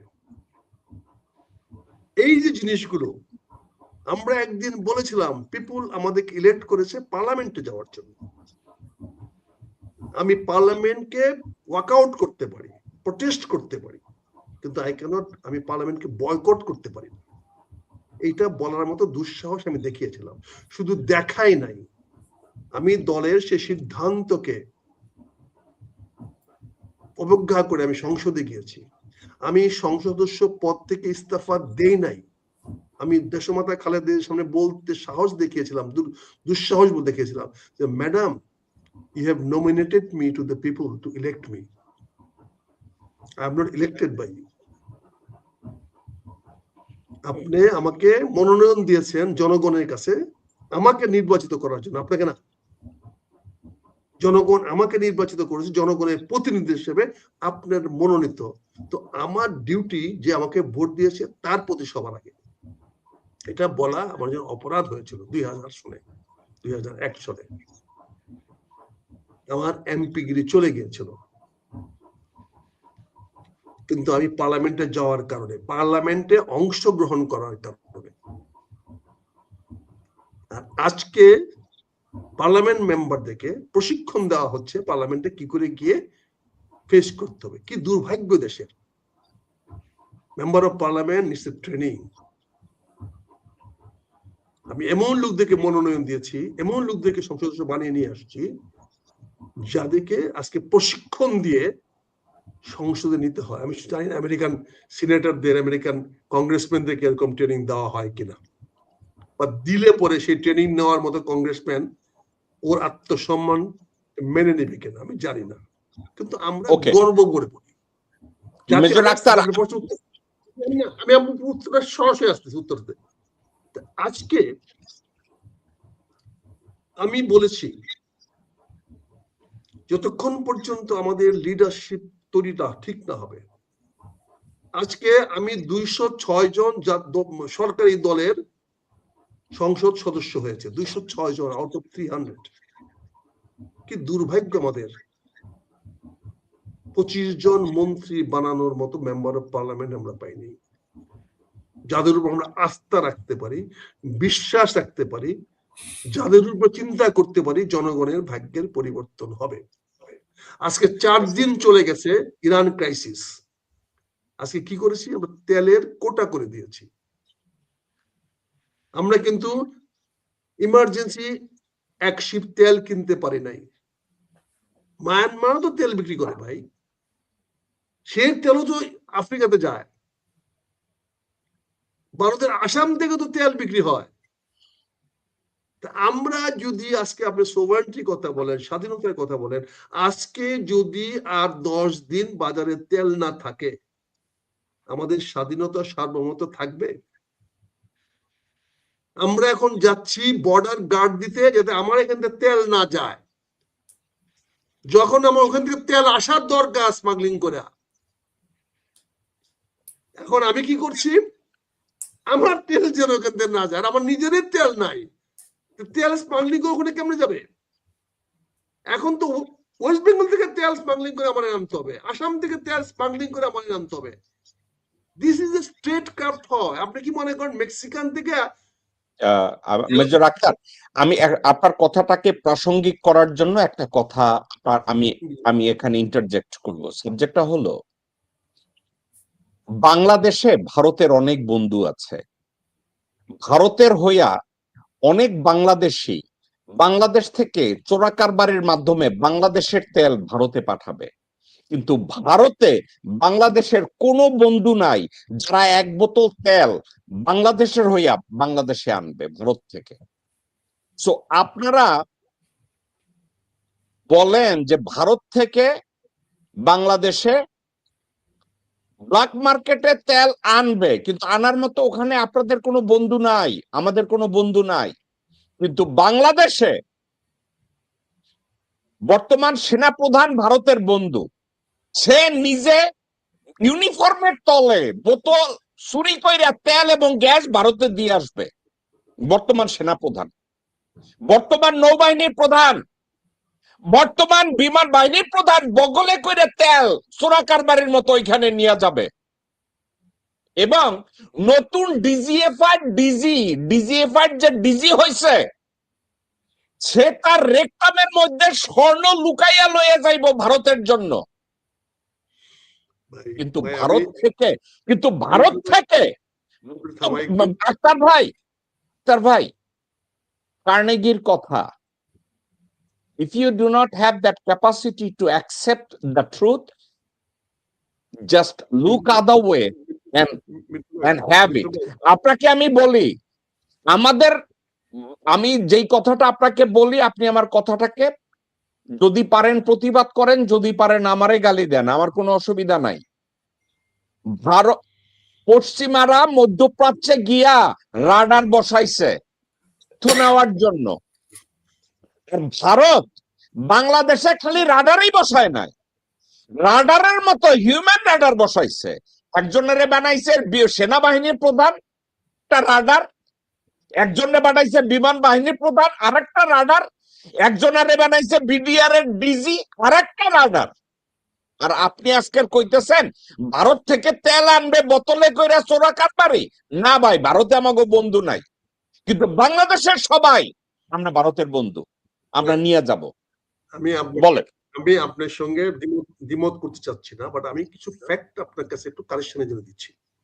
Perception please. হয়তো আপনার পারসেপশন হয়তো আপনার ঠিক। আমার ভাই আচার- আক্তার ভাই, আক্তার ভাই একটু মাফ করবেন, আপনি কি একটু ডান পাশে আসবেন? আপনার মুখটা কেটে যাচ্ছে, ক্যামেরার বাইরে যাচ্ছে। এখন ঠিক আছে? ওকে, জি জি আচ্ছা, জি, এখন বলেন। আপনার পারসেপশনটা ঠিক হইতে পারে, এটা নিয়ে আমি কোনো কথা বলছি না, কারণ আমি ভালো না মন্দ এটা তো আপনি বিচার করবেন, আমি নিজে দাবি করলে তো হবে না। আপনি আমাদের সেনা প্রধান, বিমান বাহিনী প্রধান, নৌবাহিনী প্রধান, ডিজি প্রধান যেটা বলেছেন, এটা তাদের ইমেজ প্রবলেম, এটা ইমেজ প্রবলেম। এই ইমেজটা তারা ক্লিয়ার করে না, তারা পরিষ্কার করার চেষ্টা করে না। কিন্তু আমি মনে করি, একজন সাবেক সৈনিক হিসাবে আমি মনে করি, আমার সেনা প্রধান, বিমান বাহিনী প্রধান, নেভি প্রধান, ডিজি প্রধান, ডিজিআর প্রধান, by virtue of their appointment, they cannot be pro-Indian, because he has to always work, act, and train his men to fight against India psychologically, মনস্তাত্ত্বিক ভাবে তাকে হইতে হবে। হয়তো তার বাহ্যিক আচার আচরণ, this may be in disguise, that may be another cover, কিন্তু আমরা যেটা মনে করি, policy should be taken by the governments. Government আজকে নিবে, আজকে যে এই যে বিভিন্ন ভারতীয় লোক আছে, দেখেন আমাকে তো গত 3 মাসে আমি আগে কোনোদিন ভারতীয় সঙ্গে ইন্টারাকশন করি নাই, কিন্তু আমি জামাতে যাওয়ার পরে আমার অনেক ইন্টারাকশন করার সুযোগ হয়েছে টু ক্লিয়ারিফাই যে জামাতের অবস্থা ভারতের সঙ্গে কি হবে। আমি কিন্তু পরিষ্কার স্পষ্ট বলেছি, we are very clear, we are neither anti-Indian nor pro-Indian, we are 100% pro-Bangladeshi। আমি কখনোই চাই না তুমি ইন্ডিয়া আমাকে তোমার স্যাক্রিফাইস করে সাহায্য করো, আমিও তোমাকে কোনো সাহায্য করব না at the cost of my interest। এখন পাওয়ারে আমরা যাব কি যাব না সেটা ডিপেন্ড করবে জনগণের ভোটে, কিন্তু ভারতের চাণক্য রাজনীতির কারণে তারা আমাদেরকে বিশ্বাসে নেয় নাই। আমরা 90% মুসলমানের রাষ্ট্রে একটি মুসলিম রাজনৈতিক দল বাহ্যিকভাবে জনগণের আস্থা অর্জন করতে পারে নাই। ইন আদার ওয়ে আপনি যদি বলেন যে আমাদের জনগণের উপরে তকমা লাগিয়ে দেওয়া হয়েছে, দে আর নট ইন্ডিয়ানস, কারণ ইলেকশনের আগে ইট ওয়াজ ভেরি ক্লিয়ার যে ইন্ডিয়ার ফেভারে যারা আছে তাদেরকে জনগণ ভোট দিবে না, এবং 12ই ফেব্রুয়ারি আগে এটা ক্রিস্টাল ক্লিয়ার ছিল, জনগণের সামনে ক্লিয়ার ছিল যে জামাতে ইসলাম কোনো অবস্থাতেই প্রো ইন্ডিয়ান নয়, এবং জামাতে ইসলাম কোনো অবস্থাতেই ভারতের ইন্টারেস্ট দেখবে না, এবং বাংলাদেশের জনগণকে প্রো বাংলাদেশ হিসেবে দাঁড় করাবে। কিন্তু আমাদের ভাগ্যের কি নির্মম পরিহাস, বিভিন্ন মেকানিজমের মাধ্যমে, ইঞ্জিনিয়ারিং এর মাধ্যমে, যে ইঞ্জিনিয়ারিং আপনি দেখেছেন, এই যে আমাদের এক মহিলা কি বলে মানে পরিবেশবাদী পরিবেশ দূষণ করেছে, যেভাবে পরিবেশকে দূষণ করেছে দেখেছেন, সে প্রকাশ্যে বলে দিয়েছে যে একটা ইসলামিক রাজনৈতিক দলকে সে আসতে দেয় নাই। তার মানে কি দাঁড়ায়? এদেশের জনগণের উপরে তকমা আটিয়ে দেওয়া হলো। যদি জনগণ ভারতের প্রতি আসক্ত না হয়, যদি জনগণ মনে করে যে আমাদের স্বাধীনতা সার্বভৌমত্ব ভারত দ্বারা আক্রান্ত হবে, তাহলে তারা কি করে ভারতের দূষণকারী, ভারতের পক্ষে রাজনৈতিক দলকে ভোট দিয়ে জয়লাভ করতে পারে। এই বিষয়টা তো আমাদের পরিষ্কার হইতে হবে। আমি তো জনগণের রায়ের বিরুদ্ধে যেতে পারি না।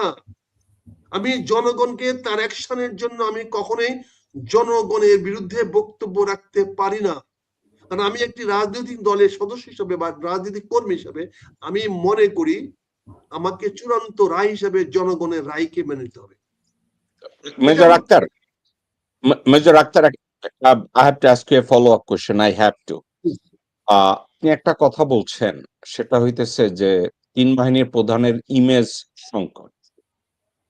ওকে, আপনি আমাকে যে কথাটা বলছেন, আপনি জানেন যে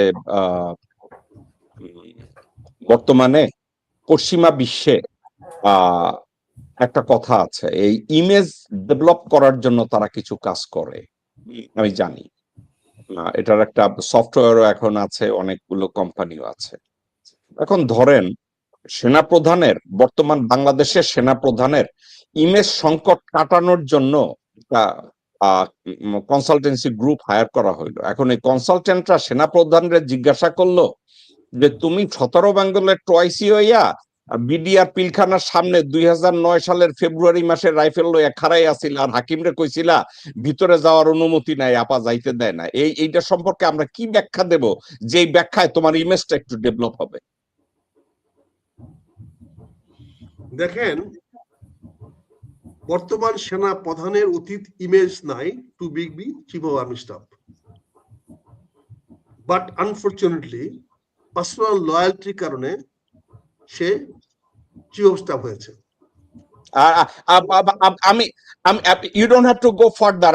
আমি ভুলতে চাই না যে আপনি কোন দেশে আছেন, আমি এই কথাটা ভুলতে চাই না, বাদ দেন। চমৎকার ভাবে বলছেন, এর চেয়ে আর আপনার বলার দরকার নাই আক্তার ভাই। আমি আই সেলিউট ইউর অ্যান্সার।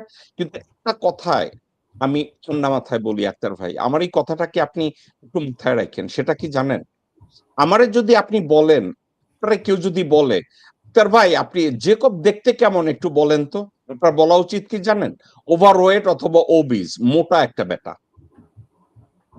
এখন আমি সচেতন মানুষ হিসাবে বলবো, হ্যাঁ ভাই আমার বড় ভাই, উনি আমার এভাবে অসম্মান করে মোটা কইলো। কিন্তু আমার অবস্থানটা কোন জায়গায় জানেন? আমি রাগ করি না। কেন রাগ হই না জানেন? আমি মোটা, তো আমারে কি চিকন কইব? আমি সাবজেক্টটা মাইন্ড। আমি আপনাকে ইন্টারাপ্ট করি এখানে, খুব খুব স্ট্রং ইন্টারাপ্ট করি। আমি যে দৃষ্টিভঙ্গিতে আইজিপি পুলিশকে পরিবর্তন করব, যে দৃষ্টিভঙ্গিতে আমি বিভিন্ন কনস্টিটিউশনাল পোস্ট থেকে লোক পরিবর্তন করব, সেই দৃষ্টিভঙ্গিতে it is mandatory for the government to change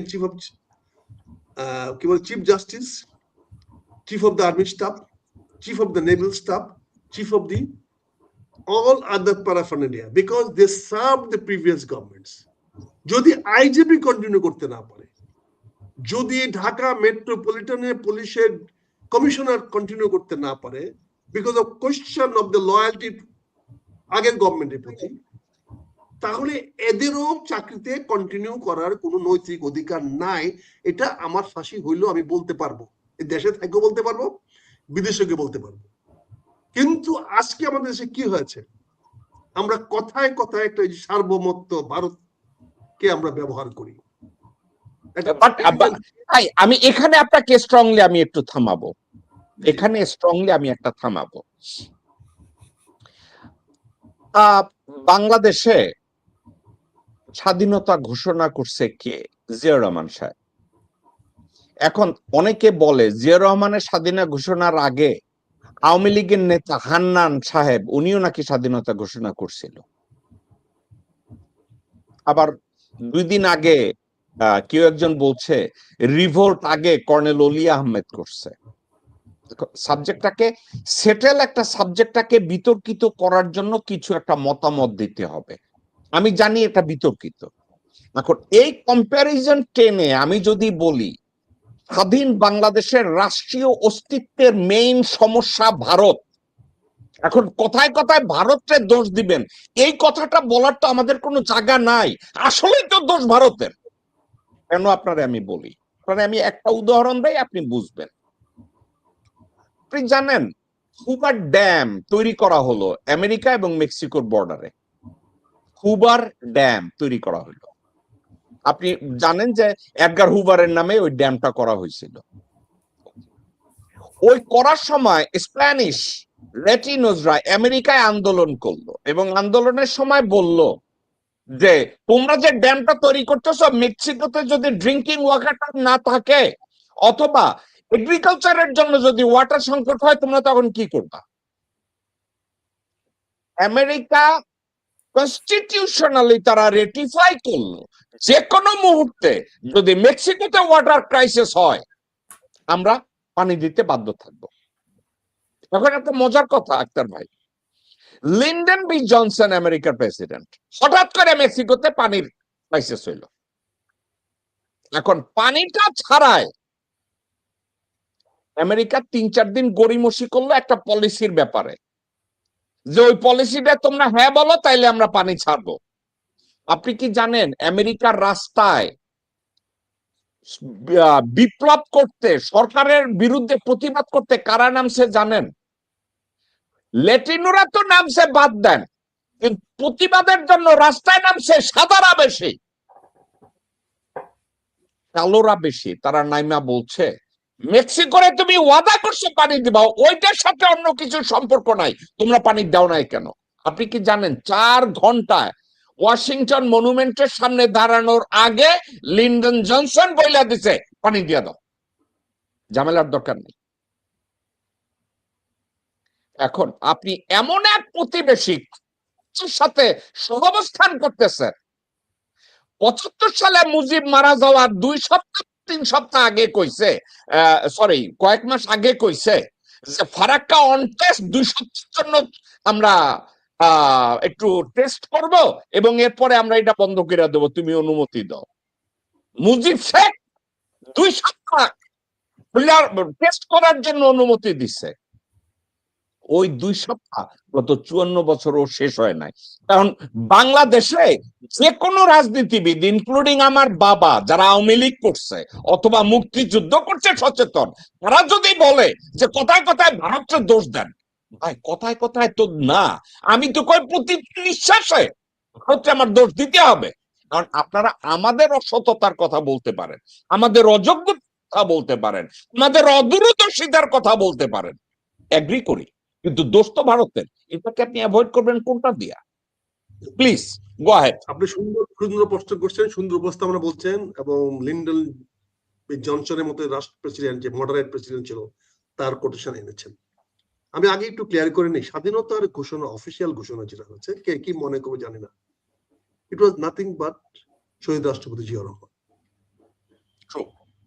এই ব্যাপারে যদি কেউ করে তো করতে পারে, এটা যদি অফিসিয়াল অ্যানাউন্সমেন্ট বলে থাকেন যে গার্ডস নিয়ে দায়িত্ব নিয়ে বলছে, I on behalf of Sheikh Mujibur Rahman hereby declare independent of Bangladesh. এটা আমি নিজের কানে শোনা, এটা নিয়ে কোনো দ্বিমত আমার নাই, আর কথা থাকতে পারে। আর যদি রেটরিক করতে বলেন স্বাধীনতা ঘোষণা, তাহলে মৌলানা ভাসানী নির্বাচন আগে বলছে ওয়ালাইকুম সালাম, পাকিস্তানকে বলে দিছে ওয়ালাইকুম সালাম, স্বাধীন বাংলাদেশ স্বাধীন করো, ভোটের বাক্সে লাথি মারো। রিটরিক করতে যদি বলেন, রাজনৈতিক ভাষায় যদি বলেন, তাহলে মৌলানা ভাসানী তো 70-এর নির্বাচনের আগেই নির্বাচন অ্যাভয়েড করে, বয়কট করে উনি বলেছেন বাংলাদেশ স্বাধীন করো, ভোটের বাক্সে লাথি মারো। আর ফিজিক্যালি যদি বলেন তাহলে আসমরো, যে মার্চের 1 তারিখে জাতীয় পতাকা বানিয়ে ইকবাল হলের সামনে পতাকা তুলেছে। These are the circumstantial action, মুক্তিযুদ্ধটাকে, স্বাধীনতার যুদ্ধটাকে কি বলে এটাকে ক্যানালাইজ করার জন্য, একটি পথে নিয়ে আসার জন্য, বিভিন্ন পথ থেকে একটি পথে নিয়ে আসার জন্য ইতিহাসের বাঁকে বাঁকে অনেক নেতারা কাজ করেছেন। আপনি তাদেরকে তো অস্বীকার করতে পারেন না। কেউ সাকসেস হয়েছে, কেউ সাকসেস হয় নাই। আজকে যদি মনে করেন কোনো কারণে আমরা যদি 71-এ স্বাধীন হতে না পারতাম, কোনো আন্তর্জাতিক কারণে যদি আপোষ হয়ে যেত, হয়তো বঙ্গবন্ধু পাকিস্তান থেকে ফিরে এসে পাকিস্তানের প্রাইম মিনিস্টার হতে পারতেন। কিন্তু জেনারেল জিয়া, শফিউল্লাহ, তাদের তো ফাঁসি ছাড়া কোনো পথ ছিল না। তাদের তো ফাঁসি ওই পাকিস্তান আর্মি করতো যদি এটা একটা পলিটিক্যাল সেটেলমেন্ট হয়ে যেত।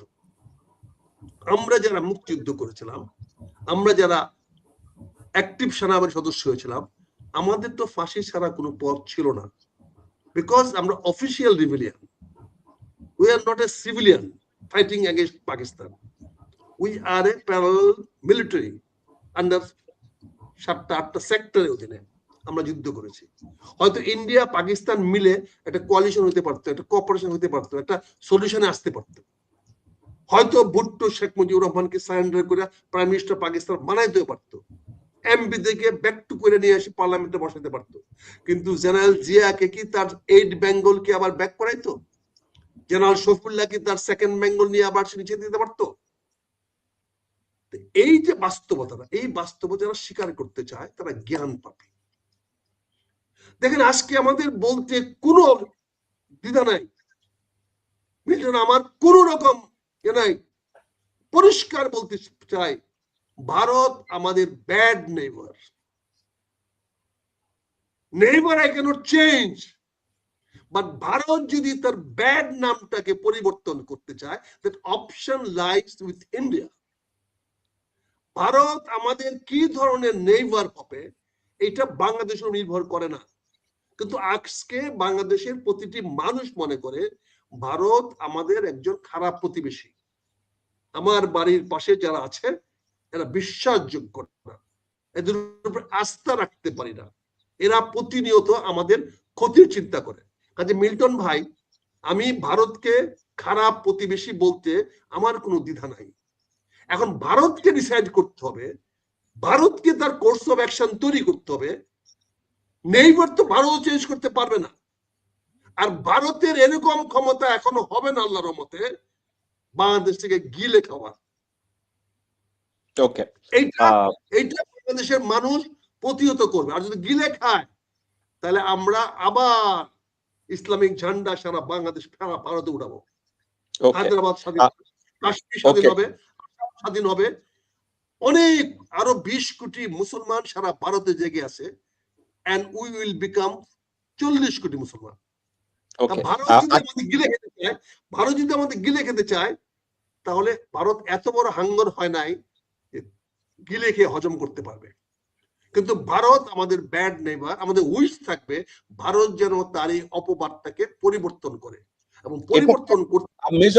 মেজর আক্তার, আপনি আপনার কথার সাথে আমি ভাই দ্বিমত পোষণ করলাম। এটা অপবাদ না, এটা অপবাদ না, মানে আমরা চোরকে চোর বলতেছি, ভারতকে ব্যাড নেইবার বলতেছি। এখন সে যদি ব্যাড আপনি বলছেন না, আপনি যেটা বলছেন না যে ভারতের অপবাদ, এটা অপবাদ না। অপবাদ হয়েছে কোনটা? তার নামে একটা বদনাম আছে, বদনামটা রেটিফাই করো।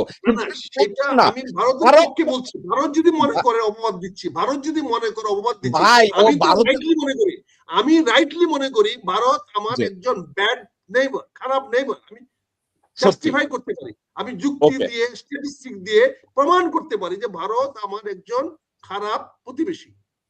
ভারত যদি মনে করে আমার এই বক্তব্যটা সঠিক নয়, তাহলে ভারতকে প্রমাণ করতে হবে, তাকে দেখাইতে হবে যে সে আমার একজন ভালো বন্ধু, ভালো প্রতিবেশী। আমি সেই কথাটাই আপনাকে বলতে চাচ্ছি। ওকে, ঠিক আছে, আপনার কাছে আমি ব্যাক করবো। কাজী আব্দুল্লাহ আল মামুন, আজকের আলোচনাটা আমি অত্যন্ত এনজয় করছি মেজর আক্তারের সাথে কয়েকটা বিষয়। এখন মেজর আক্তার ফাইনালি একটা জায়গায় এসে বলছে, আমার আর মেজর আক্তারের সাথে ইন্টারাকশনটা ছিল, উনি বলছে কথায় কথায় ভারতকে দোষ দেওয়া, কিন্তু আমি যখন বললাম যে ভাই ভারত তো আসলেই দোষী, এটা তো কথায় কথায় না, ওরে প্রতি নিঃশ্বাসে নিঃশ্বাসে আমার তাকে বলা উচিত যে কুত্তা বাচ্চা খুনি, কুত্তা বাচ্চা চোর, কুত্তা বাচ্চা হারামজাদা, সারা দিল্লি কারো যত গালি আছে দেওয়া উচিত। আপনি কি মনে করেন এটা ভারতের প্রতি অপবাদ, না আমরা বাংলাদেশিরা, সচেতন বাংলাদেশিরা পুঙ্খানুপুঙ্খ রূপে গত 54 বছরে আমরা দেখেছি যে একটা দেশ যদি আমাদেরকে সবচেয়ে আন্ডারমাইন করে, সবচেয়ে ক্ষতি করে, আমাদেরকে জীবনযাত্রায় বাধাগ্রস্ত করে, ওই দেশটা ভারত। এটা কি অপবাদ নাকি এটা বাস্তবতা? এটাই তো বাস্তবতা। আজকে ভারতকে যারা বন্ধু বললে তারা অবশ্যই বাংলাদেশের শত্রু, এটা আমি বহু আগে থেকে বলছি, থেকে বলছি, এটা কোনো কম্প্রোমাইজ নেই। আগ্রাসী হায়না ভারতকে যারা বন্ধু বলবে তারা অবশ্যই আমাদের শত্রু। আজকে বর্তমান সরকার তারেক জিয়া যে ম্যান্ডেট নিয়ে এসছে, সেটা তো নির্বাচনের, আমি আগেই বলছিলাম যে এই নির্বাচনে কৃষক শ্রমিক মেহনতি মানুষের নির্বাচনের পাত্র সুযোগ নাই, কালো টাকা পেশি পুরুষ নিয়ন্ত্রিত প্রচার নাই। কাজে যে অঙ্গীকার করে জুলাই অগাস্টের যে অর্ধবিপ্লব সম্পন্ন হয়েছে সেখানে মানুষ দেখেছে বাংলাদেশের পুলিশের পোশাক আর্মি পোশাক পরে তারা প্লেন চলে যাচ্ছে, এই প্রথম আমাদের অর্ধবিজয় হয়েছে।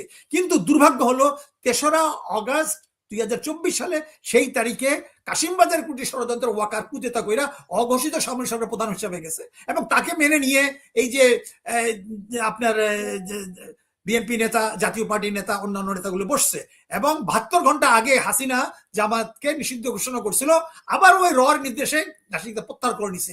কাজেই আগে ছিল মানে ভারত বিরোধী একটা রাজনীতি ছিল, মুক্তিযুদ্ধের পক্ষে একটা রাজনীতি ছিল, কামরাজের পক্ষে, ওরা হলো বিপক্ষে। পরবর্তীতে ওই কথাটাই চলে আসলো যে ক্ষমতা আসলো কে, মুক্তিযুদ্ধের বিরুদ্ধে শক্তি। এই কারণেই এখন এখন জামাত আর বিএনপি কে লাগায় রাখছে। এখন বিএনপি যে কথাগুলো মনে হচ্ছে আওয়ামী লীগের কথাবার্তা, বিএনপি এখন আওয়ামী লীগের প্রতিষ্ঠিত করতে যাচ্ছে। আজকে আপনি লক্ষ্য করেন যে যেসব নাকি সামরিক গুলো চেঞ্জেস হয়েছে, 5টা ডিজিএফআই চিফ অলরেডি ওখানে বসে ষড়যন্ত্র করতেছে। আরেকটা গেছে কিছুদিন আগে লালমনিরহাটে যেখানে ছিল, যেখানে আপনার তিস্তার যে চুক্তি ছিল ইসের সাথে, আপনার চীনের সাথে, সব নিষিদ্ধ করে দিছে। পাকিস্তানের সাথে যেসব কথাবার্তা হচ্ছিল প্লেন নিয়ে আসার ব্যাপারে, হ্যাঁ আপনার আপনার টার্কির থেকে, এগুলো সব বন্ধ হয়ে গেছে। তাহলে আমি কি মনে করব না যে এগুলো চুক্তি করেই আসছে? কাজে যে আর্মি চিফ জেনারেল ওয়াকারকে অন্ততপক্ষে আমি একটা ক্ষুদ্র পার্টির চেয়ারম্যান হিসাবে, বাকপার চেয়ারম্যান হিসাবে অন্ততপক্ষে 50-60 বার বলছি, প্রত্যেক জায়গায় বলছেই। তো কাজে আজকে একটা বাংলাদেশের একটা বড় বড় রাজনীতিবিদ, তাদেরকে বলেন দেখি, তারা বলে না কেন? কেন তারা মনে করে তাদের কাছে স্বাধীনতা সর্বত বড় কথা না, তাদের কাছে মন্ত্রী এমপি হওয়া বড় কথা। এখানে আখতারুজ্জামানের মতো কয়টা লোক আছে? কাজে আখতারুজ্জামানরা বেশি দিন এইভাবে টিকতে পারবে না, হাদিরা টিকতে পারে নাই। কিন্তু আমি বারবার বলছি, হাদিরা মরে না, হাদিরা বারবার ফিরে আসে। ধন্যবাদ। ওকে, আমি বলি রাজনৈতিক অঙ্গনে বা বিপ্লবের অঙ্গনে মইরা যাওয়া কিন্তু সলিউশন কোনটা জানেন? আমরা শহীদ না, গাজী আমি আমি আমি আব্দুল্লাহ ভাই, মিল্লু ভাই, বাংলাদেশ জামাত ইসলাম কিন্তু এই ব্যাপারে তার অবস্থান স্পষ্ট। ভারতের ব্যাপারে বাংলাদেশ জামাত ইসলামের অবস্থান খুবই স্পষ্ট। হয়তো আমার মধ্যে অস্পষ্ট থাকতে পারে, আমি হয়তো আমার ব্যাকগ্রাউন্ডের কারণে, মুক্তিযুদ্ধের কারণে, যেহেতু ৭১-এ যুদ্ধ করার চরম সৌভাগ্য আমার হয়েছে, ফলে আমার হয়তো পার্সোনাল কিছুটা লয়ালটি বা কিছুটা অ্যাফিলিয়েশন থাকতে পারে। কিন্তু জামাত দেশের স্বার্থে, জনগণের স্বার্থে, মুসলিম উম্মার স্বার্থে, এই দেশের স্বাধীনতা সার্বভৌমত্বে তার অবস্থান কিন্তু পরিষ্কার। সে কিন্তু ভারতের ব্যাপারে কোনো রাগ ঢাক রাখে নাই। আপনি ক্লিয়ার, মেজর আক্তার, আপনি ক্লিয়ার করেছেন, আমি বুঝেছি, আমার দর্শকরাও বুঝেছে। এবার মামুন, আপনাদের দুইজনের কাছে একটা পুরানো একটা সাবজেক্টকে আমার টানতে হবে, আমি ঐতিহাসিক ভাবে টানি। একটা কথা বলে, অনেক লোকজনরা বলে জেকব ভাই আপনি আপনার এই সাবজেক্ট গুলো হ্যাভি হয়ে যায়। হ্যাভি বলতে কি বুঝলেন হয়ে যায় যে দর্শকরা বুঝবে না। আমি না বোঝার কোনো কারণ দেখি না, কারণ আমি ইংরেজিতে কইতেছি না, বাংলায় কই। কিছুক্ষণ আগে মেজর আক্তার একটা কথা বলছে, কথাটা বলছে এই যে স্বাধীনতার ঘোষণা জিয়া রহমানই দিয়েছে। আনুষ্ঠানিকভাবে অনানুষ্ঠানিকভাবে যে স্বাধীনতার ঘোষণাটাকে মূল্যায়ন করা হয়, ওটা জিয়া রহমানই দিয়েছে। এখানে একটা সাবজেক্ট, একটু কথার কথা। জিয়া রহমানের প্রথম স্বাধীনতা উনি কিন্তু মুজিব শেখের নামে স্বাধীনতা ডিক্লেয়ার করে নাই।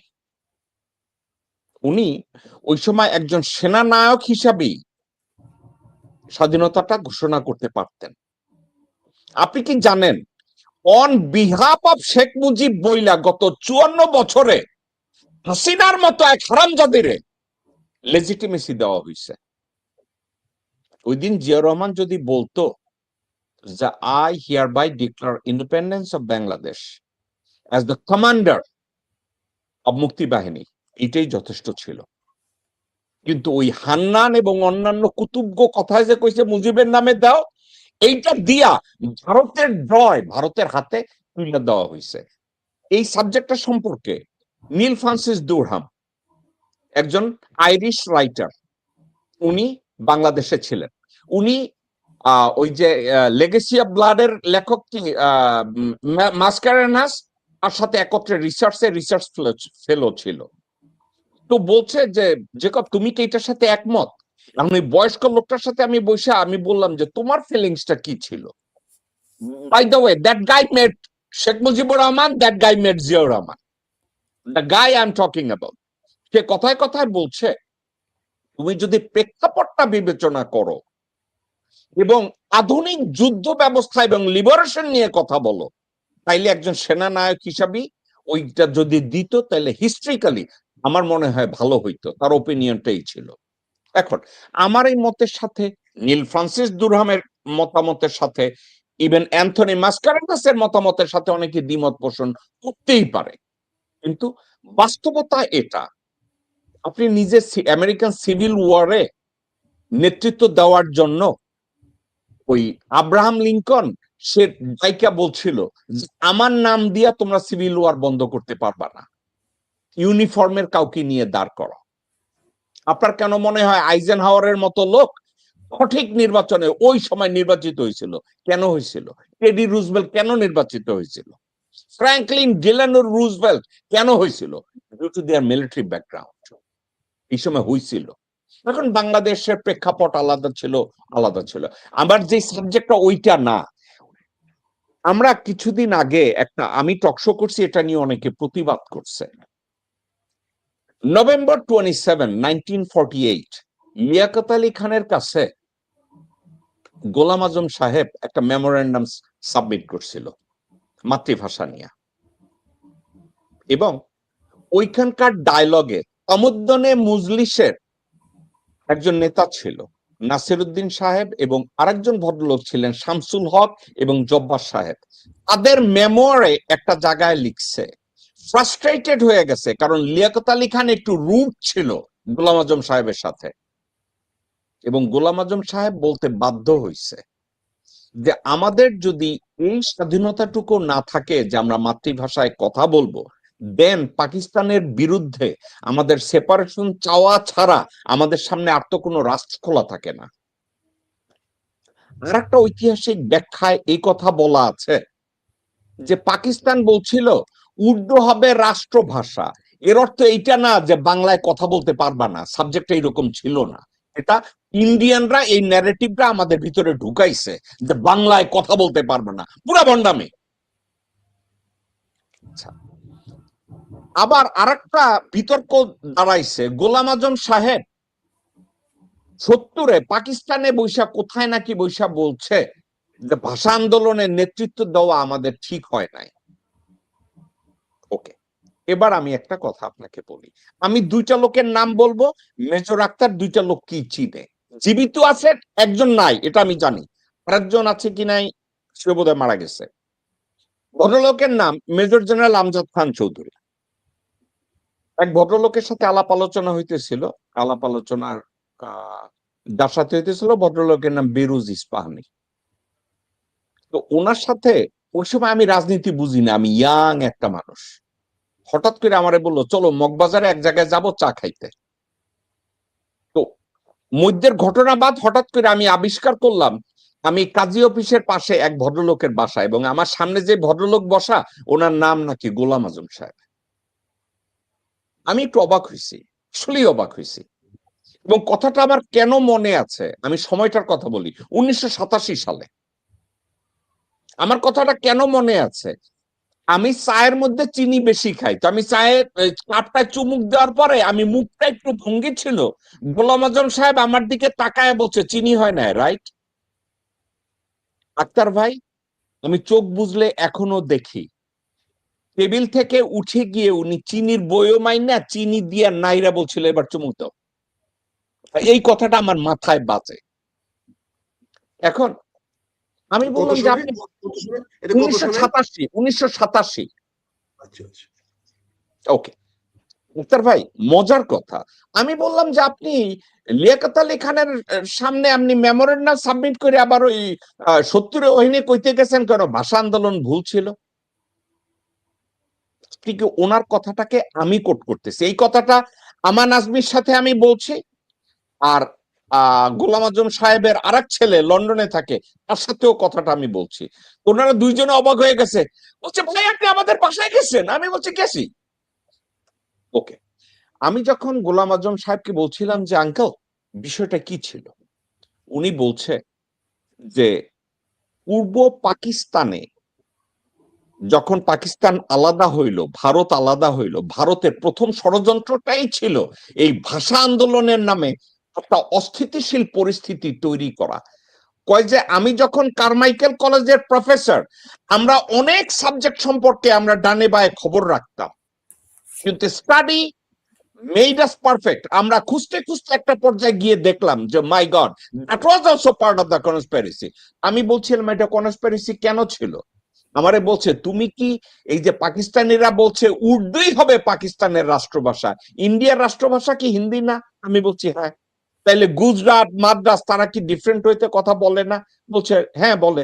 তাদের কি যাই কেউ কইছে তোমরা এই ভাষায় কথা বলতে পারবা না? বলছে না, এটা তো কেউ বলে নাই। তাহলে বাংলাদেশেও ওই কথা কয় নাই যে তুমি বাংলায় কথা বলতে পারবে না, বলছে রাষ্ট্রভাষা বাংলা হবে। এখন গোলাম আজম সাহেবের ব্যাখ্যা এটা ছিল।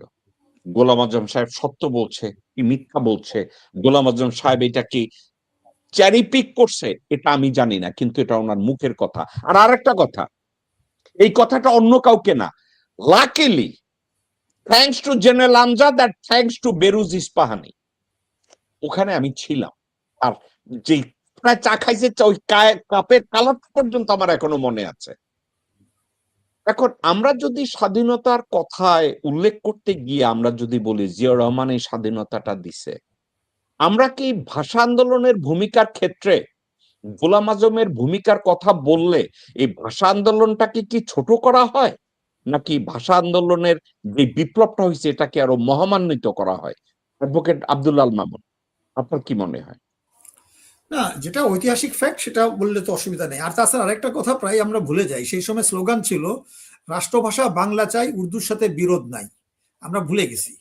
ছিল। হ্যাঁ, হ্যাঁ, আপনার এই স্লোগানটা একাধিকবার আমি শুনছি, হ্যাঁ, একাধিকবার আমি শুনছি। এটা বইয়েও ডকুমেন্ট আছে। আরেকটা আপনি ভুলে যাব একটু শর্ট শর্ট বলে, যে আপনি এটা বলছিলেন যে জিয়াউর রহমান কিন্তু প্রথমে ঘোষণা দিছিল যে অন বিহাফ বাংলাদেশ নিজেকে প্রেসিডেন্ট ঘোষণা করছিল, পরবর্তীতে Yes, আওয়ামী প্রেসারে yes. যেটা ভুল করছে, এটা আমার একটা লেখা আছে, সে দোগল হইতে পারতো, দোগলকে ওর প্রেসার দিছিল, সে একা গেছিল লন্ডনে। হ্যাঁ, তো কাজেই সেটা যে ভুলটা করছে, সে ভুলের খেসারত আমরা দিচ্ছি, সেটা আরেকটা কথা। আরেকটা বলছিলেন যে 40 দিনের জন্য চুক্তি করছিল ফারাক্কা, ওটা 7 দিন না 40 দিনের, সেটার হয় নাই। বিএম আব্বাসের সাথে কথা হয়েছিল যে সেই এরকম করবে, যখন নাকি দিছিল এই বিন প্ল্যান আব্বাসের ট্রাক করছে, এবং পরে যখন নাকি ওখানে নেওয়া হলো তাকে হোটেলে বন্দি করে রাখা হয়েছে যে তাকে সুবিধা করে। পরে যখন প্লেনে আসতেছিল তখন বিএম আব্বাস বলতেছিল যে দেখি দেখি সন্নি বাইদকে কি চুক্তি করছেন, সে বলে এই জায়গায় ভুলেছে, যা হলো তাই। তখন শেখ সাহেব ওই প্লেনেই বললো যে এক বাটি মানে দুধ আছে, জামাইকে খাওয়াবার, শুরু খাবো না নিজে খাবো, এখন দেখেন যা করেন করেন। তো সেইখানে ফেয়ার ওয়েদার কি কি টার্মিনোলজি গুলো, এই যে আমি বলি যে ফারাক্কা বেঈমান ডক্টর কামাল হোসেন তার থেকে লিখে নিছিল এক্সপার্ট থেকে।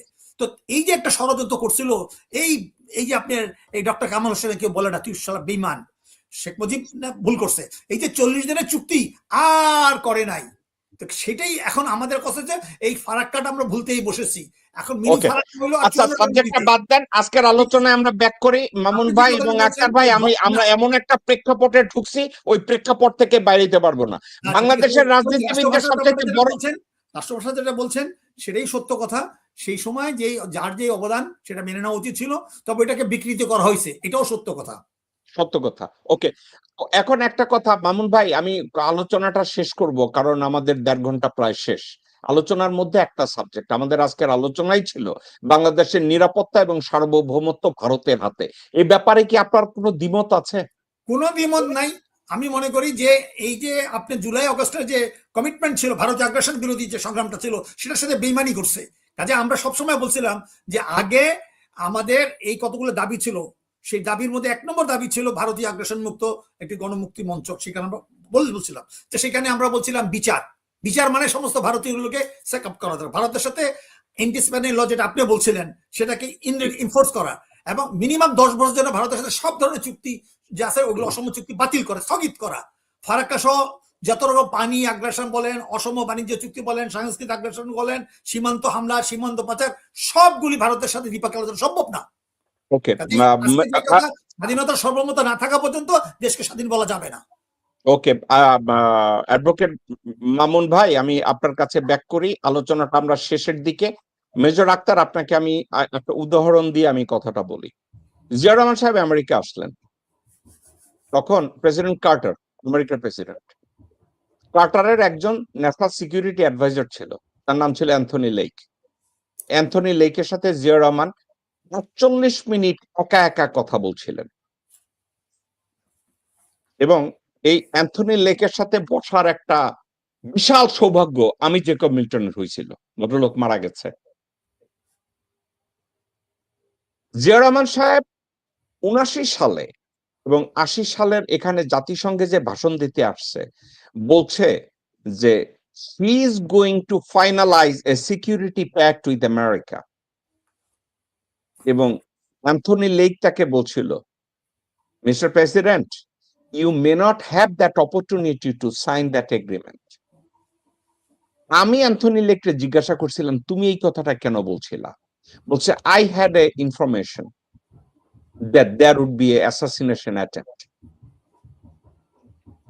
এখন আমি যদি আপনাকে বলি যে বাংলাদেশে সফল নেতা হিসাবে, শুধু মিলিটারি লিডার না, সফল নেতা হিসাবে জিয়াউর রহমানের মতো ওই প্যারালাল, আমি তাকে বলবো unparalleled leader from a military perspective and in a political arena, তার বোধহয় একটা সুযোগ ছিল যে বাংলাদেশটাকে ওই সময় একটা ডিফারেন্ট রূপ দিতে পারতেন। অ্যান্থনি লেক ৮০ সালে না ৭৯ সালে যখন ওনাকে এই কথাটা বলছে, উনি যদি এই কাজটা করতেন, তাইলে আজকের আমি বলতে পারি যে বাংলাদেশ হয়তো দক্ষিণ কোরিয়া অথবা তাইওয়ান অথবা একটা শিল্পোন্নত দেশের মতো পরিস্থিতিতে থাকতেন, রাজনীতিটা ডিফারেন্ট হইতে যেত। এখন যা নাই তা তো নাই। আমি শেখ মুজিবুর রহমানকেও কৃতিত্ব দেই, উনি ওনার সাধ্যমতো চেষ্টা করেছে দেশটাকে স্বাধীন করার, উনি ওনার যোগ্যতা দিয়ে যা পেরেছে, ওনার ব্যর্থতা না খুঁজি, জিয়াউর রহমানেরও ব্যর্থতা না খুঁজি। আমি এটাও আর বলতে চাই না যে আমাদের দেশে কোনোদিন লিডার আসে না, এই কথাটা বলতে চাই না আর, কারণ আসে না যা আসে না, এখন এটা নিয়ে কইরা তো আর কোনো লাভ নাই। কিন্তু আমাদের সমস্যাটাকে যদি আমরা রিকগনাইজ করতে চাই, সেক্ষেত্রে তো এটার আর কোনো বিকল্প নাই যে আমাদের দেশে এক শ্রেণীর লোক আছে যে তোর বউরে তো দেখলাম বাইরে টাঙ্কি মারে, যেই জামাইরা বলছে একটু মারুক না, ২ দিন পরে কিন্তু ওই জামাই শুনে যে তার বউ পরকীয়াও করে। এখন বাংলাদেশের মানুষদের ভিতরে যদি এই আকাঙ্ক্ষা এবং এই সদিচ্ছাটা থাকে যে আমাদের জাতীয় জীবনে আমার শত্রু কারা, আমাদের জাতীয় জীবনে আমাদের বাধা কারা, এবং কথায় কথায় আপনি একজন মুক্তিযোদ্ধা, আপনি আপনার যোগ্যতায় মুক্তিযুদ্ধ করছেন, এই মুক্তিযুদ্ধের আপনারা নেন না, ওই দিতে চান ভারতের, তাহলে আলটিমেটলি আমাদের দায় আমাদের নিজেদের ঘাড়েই চাপায়, কারণ আমরা আমাদেরকেও কৃতিত্ব দেই না এবং আমাদের শত্রু যারা তাদেরকেও আমরা চিহ্নিত করি না। আমাদের ভিতরে ওই লৌকিকতাটা আমাদেরকে আটকায় রাখে। আমার এই মন্তব্যটার উপরে আমি জাস্ট আপনার ক্রিটিসিজম চাইতেছি, আলোচনা চাইতেছি, এটা প্রশ্ন না। ১ মিনিট সময় দিয়ে আমাকে। জি প্লিজ, অল ইয়ার্স। এটা লৌকিকতা না, এটা আমাদের বাধ্যবাধকতা। শহীদ প্রেসিডেন্ট জিয়া রহমান কেন তার ঘোষণাটা পরিবর্তন করলেন, এটা আমরা ইতিহাস যে বিশ্লেষণ করি কি করি না, সেটা উনি একমাত্র ব্যক্তি, তিনি জানেন বুঝেন। কিন্তু বাস্তবতা হলো ওনাকে বক্তব্যটা পরিবর্তন করতে হয়েছিল। এটা ছিল একদম বোল্ড ফ্যাক্ট। উনি আগেরটা সঠিক থাকলে সেখানে ঠিক থাকতে পারে নাই, আর উনি শিফট করেছেন কেন, সেটা আমি তো বেটারম্যান হিসেবে দেখবো, কারণ আমার leader cannot make a mistake. উনি প্রথম করেছিলেন সেটা, পরবর্তী দেখেছেন আমাকে এটা আরো সার্বজনীন করতে হলে I have to change it. He was the best জাজ অফ হিজ অ্যাকশন। আমি ওনার দুইটা সিদ্ধান্তকে সম্মান করি। উনি বাংলাদেশে গোলাম আজম সাহেবকে আসতে দিয়েছিলেন, শেখ হাসিনাকে আসতে দিয়েছিলেন। কেন দিয়েছিলেন? Again I বলবো, he was the best judge because decision was his. উনি ইরান ইরাক কনফ্লিক্টের মিডিয়েটর হিসাবে প্রচুর কাজ করেছেন। সেখানে উনি মিডিয়েটর হিসেবে সফল ছিলেন না ব্যর্থ ছিলেন আমি সেটা জাস্টিফাই করব না, কিন্তু বাংলাদেশে একজন লিডারের পক্ষে দুইটি ইসলামিক রাষ্ট্রের মধ্যে দুতালি করা, ইট ওয়াজ এ রিয়ার এক্সাম্পল। এন্ড যে দেশের পান্তান্তে কি নুন আনতে পান্তা ফোড়ায়, সেই এরকম অর্থনীতির দেশে উনি সেটা করতে পেরেছেন। উনি কেন কোন কারণে শাহজিদের মতো একজন মানুষকে প্রধানমন্ত্রী বানাতে হয়েছিলেন, এটা উনার, it was his best judgment. I'm too small, I was too small at that time, and I am also too small to understand him since I cannot ask him. আপনি মওদুদী সাহেবকে জিজ্ঞাসা করতে পেরেছেন, সরি গোলাম আজম জিজ্ঞাসা করতে পেরেছেন, আপনি একটা জবাব পেয়েছেন, কিন্তু আমি তো ওনাকে প্রশ্ন করতে পারি নাই। আজকের প্রেক্ষাপটে আমি সাহস করে একটা কথা বলতে চাই, এটা আপনি পছন্দ করেন বা না করেন, আমার বাস্তবতা হলো বাংলাদেশের কোন রাষ্ট্রপ্রধান, কোন সরকার প্রধান ভারত বিরোধী হয়ে টিকতে পারবে না। পারে নাই শেখ মুজিবুর রহমান, পারে নাই শহীদ রাষ্ট্রপতি জিয়াউর রহমান। যখনই তারা ভারতের ফুটপ্রিন্টের বাইরে যাওয়ার চেষ্টা করেছে, তখনই they were assassinated brutally and unfortunately by our own people, not by outsider, not by missile firing খামেনিকে কিল করতে হয়েছে আমেরিকানদের ডাইরেক্টলি, কোন ইরানিয়ানদের পায় নাই টু ডু দ্যাট, কিন্তু আমরা আমাদেরকে দিয়ে ব্যবহার করতে পেরেছি। একই আন্দোলনে মুখাপেক্ষি হয়েছে এরশাদ, জীবন দিতে হয় নাই, তাকে সেফ এক্সিট দিয়েছে because he was not Indian. এত আন্দোলনের পরেও শেখ হাসিনাকে জীবন দিতে হয় নাই because she was pro Indians or not Indian. সে তো নট ইন্ডিয়ান প্রশ্নই ওঠে না, শি ওয়াজ মানে ওপেনলি প্রো ইন্ডিয়ান্স। যদি ইন্ডিয়া চাইতো তাহলে কারো বাপের ক্ষমতা ছিল না ইলিগাল হেলিকপ্টার নিয়ে ইন্ডিয়ান বর্ডার ক্রস করে সে দিল্লি পর্যন্ত পৌঁছা। মেজর আক্তার আপনি একটু থামেন, একটু থামেন। তো আপনি বলছেন যে অ্যান্টাই ইন্ডিয়ান অর্থাৎ প্রো বাংলাদেশী রাজনীতিবিদ হয়ে দেশের এবং জনগণের কল্যাণ চাইয়া কোনো প্রেসিডেন্ট বাংলাদেশে টিকবে না, এই জন্য আমরা ফুটবল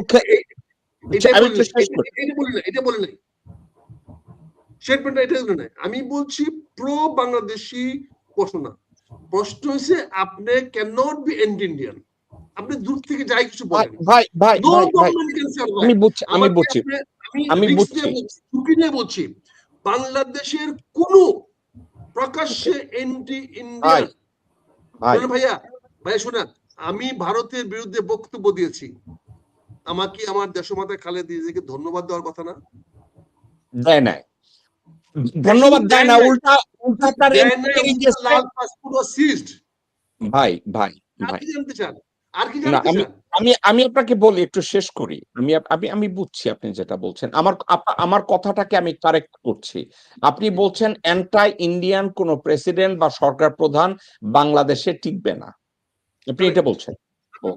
এখন আপনাকে বলি, তাইলে আমরা ফুটবল খেলতে নামবো রানার আপ হওয়ার জন্য, আমাদের চ্যাম্পিয়ন হওয়ার দরকার নাই, এক। আর দুই, প্রেক্ষাপট মিলল না ভাই আমি ভাই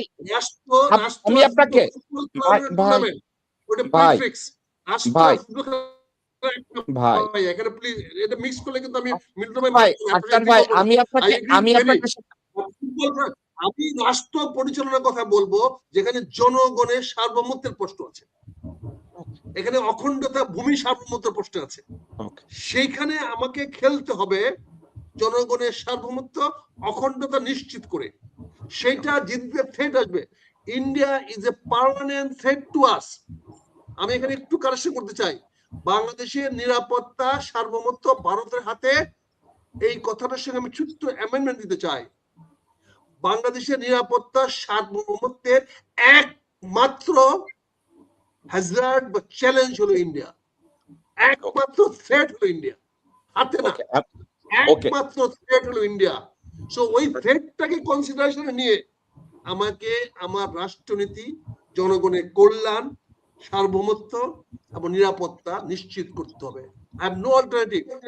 আমাকে আমার জনগণের সার্বভৌমত্ব রক্ষা করতে হবে, আমার আচ্ছা ভাই, স্বাধীনতা করতে হবে, আমার ভূমি অক্ষরক্ষণ করতে হবে। তার জন্য আমাকে ট্যাক্টফুল হইতে হবে।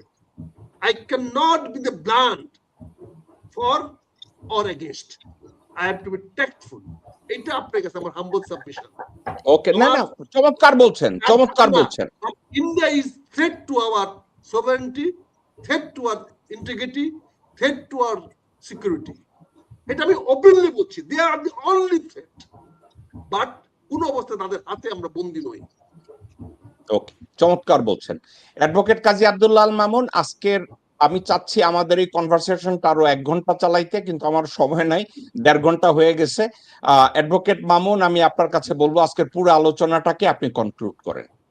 ধন্যবাদ জাকব ভাই, আপনি অনেকগুলো বিষয় নিয়ে আসছেন। এটা আসলে সত্যি আর কয়েক ঘন্টা আলোচনা করলেও শেষ হবে না। তারপরেও আপনি যে কথাগুলো তুলছেন, দর্শক শ্রোতা মণ্ডলী আপনার কথাটা বুঝেছে। তো আমি আজকে আলোচনাটা এইভাবে বলবো যে কোন দেশের স্বাধীনতা সার্বভৌমত্ব এত শর্টকাট হয় না। ভিয়েতনাম ওয়ারের চিন্তা করে দেখেন কতদিন হয়েছে, একদিনে হয় নাই। আইরিশরা 800 বছর যুদ্ধ করছে ব্রিটিশ সাম্রাজ্যবাদ থেকে মুক্ত হতে, তারপরও একটা অংশ নর্দার্ন আয়ারল্যান্ড তাদের দখলে আছে। তো আমরা খুব শর্টকাট মনে করছিলাম, 9 মাসের মধ্যে হয়ে গেছে। এখানে মোয়াজ্জেম আলী যেটা ছিল কমান্ডার মোয়াজ্জেম, তারা চেষ্টা করছিল যেটা আগরতলা ষড়যন্ত্র হয়, পরে শেখ মুজিবকে ইনভলভ করা হয়েছিল ওই ইয়া খানের পরামর্শে, আইব খান, সেটা আরেকটা আলোচনা। সিরা শিকদাররা কিন্তু এই 68-এই তারা যুদ্ধ ঘোষণা করছে, সশস্ত্র যুদ্ধ। এই পতাকাটা কিন্তু সিরা শিকদারই করছিল, এটা অনেকে জানে না। মুন্সিগঞ্জে এবং অনেক জায়গায় এটা পতাকা উঠছিল, তার ইতিহাসের সামনে আনা হয় না। কাজে একটি দেশ এত মানে 250 বছর আমরা ব্রিটিশের সাম্রাজ্যবাদের ইতিহাস আমরা ভুলে গেছি। আমরা 1200 শতাব্দীদের থেকে আমরা পরাধীনতা হারাইছি। কাজেই বাংলাদেশের ইতিহাস এই শর্টকাট 71-এ হয় নাই, এটা অনেক পুরনো ইতিহাস আছে। তো সেই কারণে আমরা মনে করি যে আমাদের যে একটা মার্শাল রেস ছিল সেটা আমরা ভুলতে বসেছি। কাজে আজকে দিল্লি মানে কে আমরা যদি ওইভাবে চিন্তা করি, যেটা বলছেন ট্যাক্টফুল যেমন হইতে হবে, তেমনি একটা সশস্ত্র গণ অভ্যুত্থানের মধ্য দিয়ে একটি সশস্ত্র মুক্তিযুদ্ধটা হয়েছে, সেটা দ্বিতীয় পর্ব শুরু হয়েছিল এই জুলাই অগাস্টে। সেটা যেভাবে হোক এটা আমাদের বিহাত হয়ে গেছে। কাজেই এখনো আমাদের মনে থাকা দরকার যে আজকে এই নির্বাচনের আগে যেগুলো কন্ডিশন ছিল সেটা ফুলফিল হয় নাই। কাজে এই নির্বাচনে যদি জামাত আসতো কিংবা বিএনপি আসছে, এই দুই জায়গায় আমরা লক্ষ্য করছি যে স্বাধীনতা সার্বভৌমত্বর ব্যাপারে না বিএনপি সোচ্চার, না জামাত ইসলামী সোচ্চার। এখন ইরানের প্রশ্নটা আপনি একটু টেনেছেন। আজকে ইরানের আমি যে লাইভ শো করি পরশুদিনে আমি এটা বলেছিলাম যে আজকে ইরানের জনগণের সাথে যদি বাংলাদেশ সংহতি প্রকাশ করে, তাইলে যে খলিলুর রহমানের যে ডবল পলিটিক্সটা আছে আমাদের পররাষ্ট্রমন্ত্রী, তাকে ওই ভারত বাগদাদি সরে আসতে হবে। আজকে বাংলাদেশের জনগণ আশা করতেছে যে যদি ইরানকে সলিডারিটি দেয় এবং ইরানের সাথে যদি সম্পর্ক স্থাপন করে, রাশিয়ার সাথে যদি সম্পর্কটা একটু নর্মালাইজ করে আগের চেয়ে, চীনের সাথে যদি সম্পর্ক করে, এখন যদি তারেক জিয়া যদি ফেল করে, তারেক জিয়া যেই চুক্তি করুক না কেন, যেভাবে আপোষ করে করুক না কেন, যেই ট্যাক্স করে, সে ফেল করবেই করবে। তার ভিতরে যদি ভয় ঢুকে যায়, যে যেরকম মনে করেন আপনারা জানার কথা, বেনাজির ভুট্টো যখন নাকি ইলেকশন জিতে গেল, তাকে এর আগে মিটিং করতে হয়েছে আমেরিকার সাথে, তার বাবার বিরুদ্ধে কোনো মামলা করবে না। শেষ পর্যন্ত বেনাজিরও মারা গেছে। তারেক জিয়া জানা উচিত যে এই আপোষ করার কারণে তার বাবাকে মৃত্যু বরণ করতে হলো, তার মাকে মৃত্যুবরণ করতে হলো। কাজেই এখানেও আমাদের বিষয় ব্যাপার আছে। জিয়া রহমান যখন নাকি চায়নায় যায়, তখন চায়না প্রস্তাব করছিল যে একটা এরকম একটা চুক্তি করার জন্য, কিন্তু জিয়া রহমান ওই ভুলটা করছে। কিন্তু তখন উনি ট্যাক্টফুলি করতে যে আপনার ইন্ডিয়ার সাথে ম্যানেজ করতে পারে নাই। ফারাক্কা তালপট্টি উদ্ধার করতে গেছে, তাকে মেরে ফেলা হয়েছে। শেখ মুজিব যখন নাকি একটু অবস্থা টার্ন নিতে গেছে, শেখ মুজিবকে মেরে ফেলা হয়েছে। তো কাজে এইখানে অবশ্যই আমাদের দীর্ঘমেয়াদী ইরান থেকে শিখতে হবে। ইরান যেমন তার একটা কয়েক হাজার বছর ইতিহাস, আমাদের কয়েক হাজার বছরের আর্যদের বিরুদ্ধে ফাইট করার ইতিহাস আছে। কাজে আমরা মনে করি একটা রিলে রেসের মতো, এক জেনারেশন আরেক জেনারেশন, হাতি যেমন বলে গেছে। তো কাজে আমরা মনে করি ট্যাক্টফুল যেমন হইতে হবে।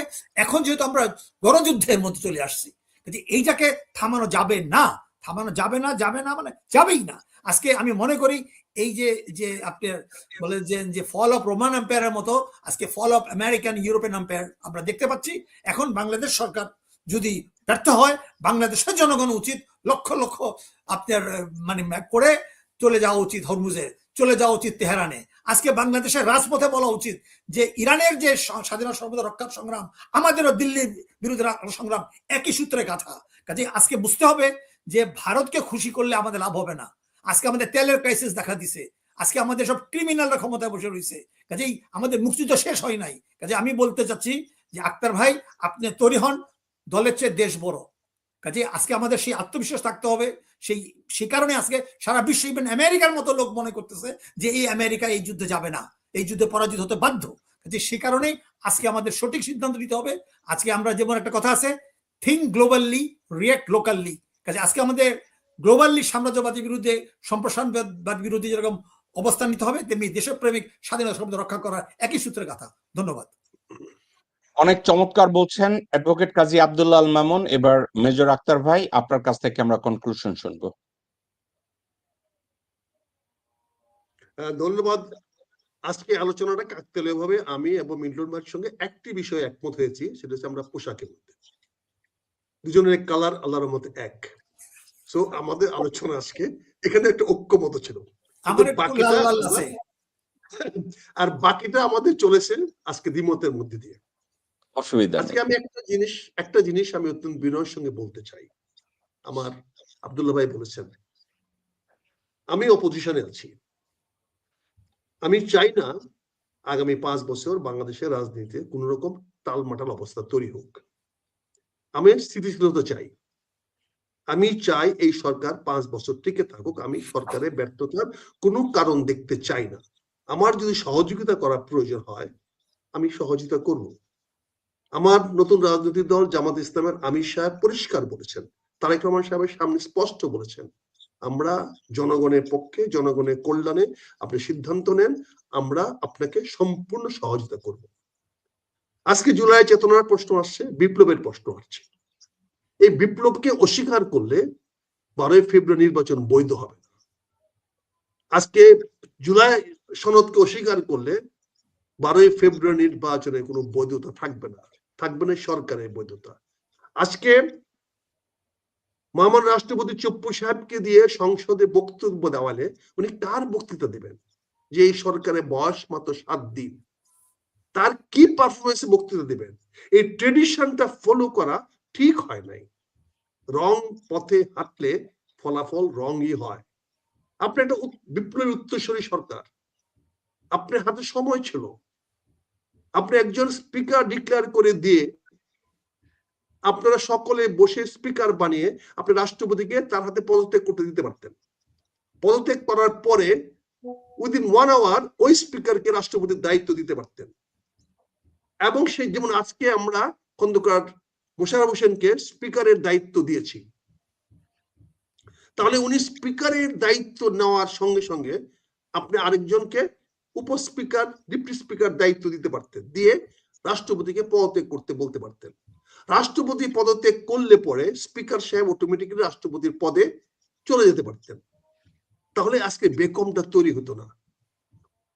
খন্দকার মোশাররফ সাহেব এসে আজকে নতুন কথা বলতে পারতেন, নতুন সরকারের যাত্রাপথে কথা বলতে পারতেন, নতুন জিনিস, নতুন অঙ্গীকার, জনগণের সামনে নতুন স্বপ্ন দেখাতে পারতেন। কিন্তু আজকে চপ্পু সাহেবকে দিয়ে এগুলা করে রাষ্ট্রের প্রতি, জনগণের প্রতি ভালো কোনো মেসেজ দেওয়া হচ্ছে না। আমি আজকে আপনাকে বাধা দিব না, এর মানে ওই নয় যে আমার সন্তান আপনাকে মেনে নেবে। আমার বয়সের কারণে, আমার রাজনৈতিক দায়িত্ববোধের কারণে আমি হয়তো ওই সরকারের বিরোধিতার পথে হাঁটবো না, তার মানে এই নয় দেশের আম জনতা মাঠে নামবে না। আজকে ঢাকা শহরে লক্ষাধিক মোটরসাইকেল চলে। এই মোটরসাইকেল গুলো আগামী 3 থেকে 5 দিনের মধ্যে তারা চাকরি হারাচ্ছে, তাদের আয়ের পথ হারাচ্ছে।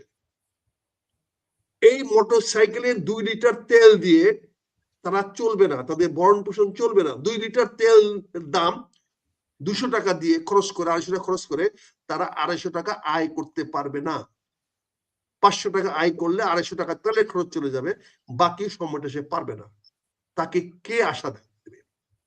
আপনি রাজনীতি নিয়ে জুয়া খেলতেছেন, খেলেন, কিন্তু বিষয়টা মনে রাখতে হবে, আপনি এই সরকারের স্থায়িত্ব পল কাপুর দিয়ে গেছে, ইন্ডিকেশন আমরা পেয়েছি।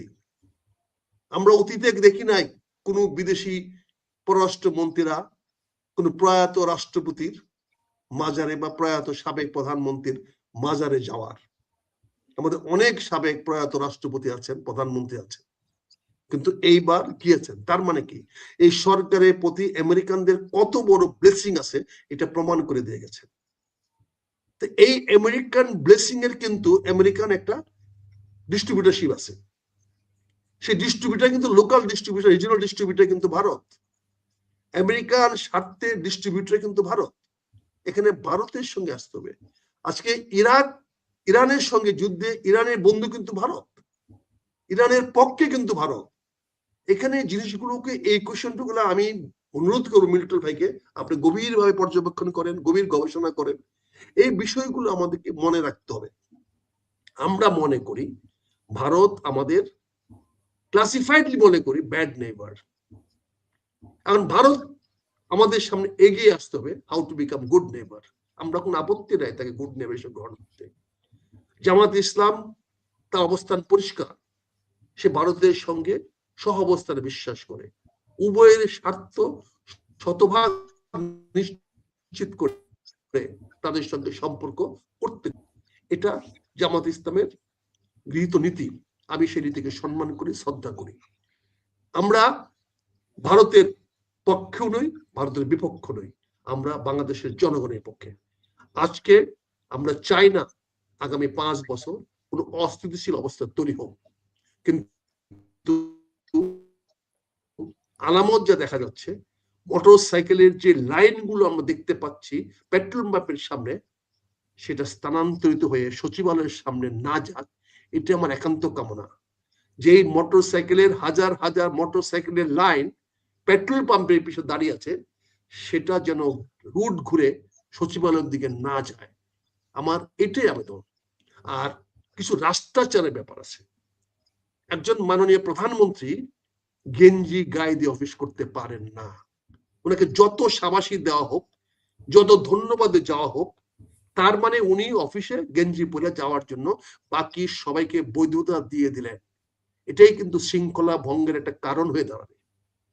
এটা উনাকে যে বুদ্ধি দিয়েছেন, আমি সাহস করে বিনয়ের সঙ্গে বলছি, মাননীয় প্রধানমন্ত্রী, আপনি প্রধানমন্ত্রী হলে যা ইচ্ছে তা করতে পারেন না।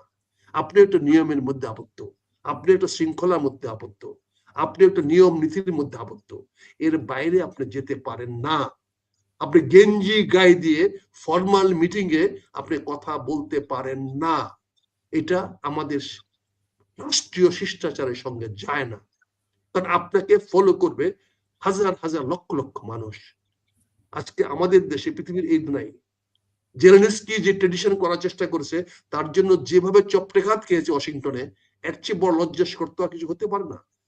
জেলেনস্কি গেঞ্জি পরে যাওয়ার জন্য তাকে ওয়াশিংটন থেকে বের করে দেওয়া হয়েছিল।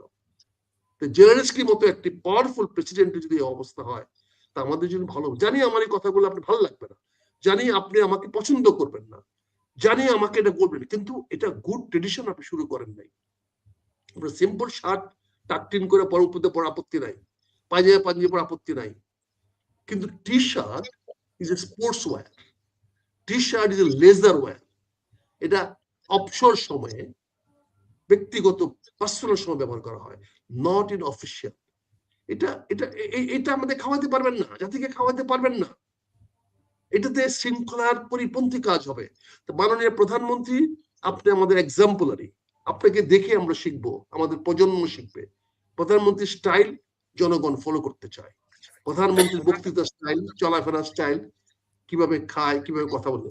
আমি বিনয়ের সঙ্গে, আমি জানি মিল্টন ভাইয়ের প্রোগ্রাম মাননীয় প্রধানমন্ত্রী দেখেন, তাই আমি সাহস করে বলছি, আপনাকে এই বুদ্ধিগুলো যারা দিচ্ছে, বা আপনি নিজে বুদ্ধি যদি করে থাকেন, you are not in the right track, sir.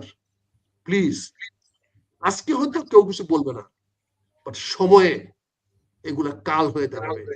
ভালো থাকবেন, সুন্দর থাকবেন, সুখে থাকবেন, নিরাপদ থাকবেন। আমরা বাংলাদেশের মানুষ মাথা তুলে পৃথিবীর মানচিত্রে বাস করতে চাই, এটাই আমাদের শেষ কথা। ধন্যবাদ। আসসালামু আলাইকুম।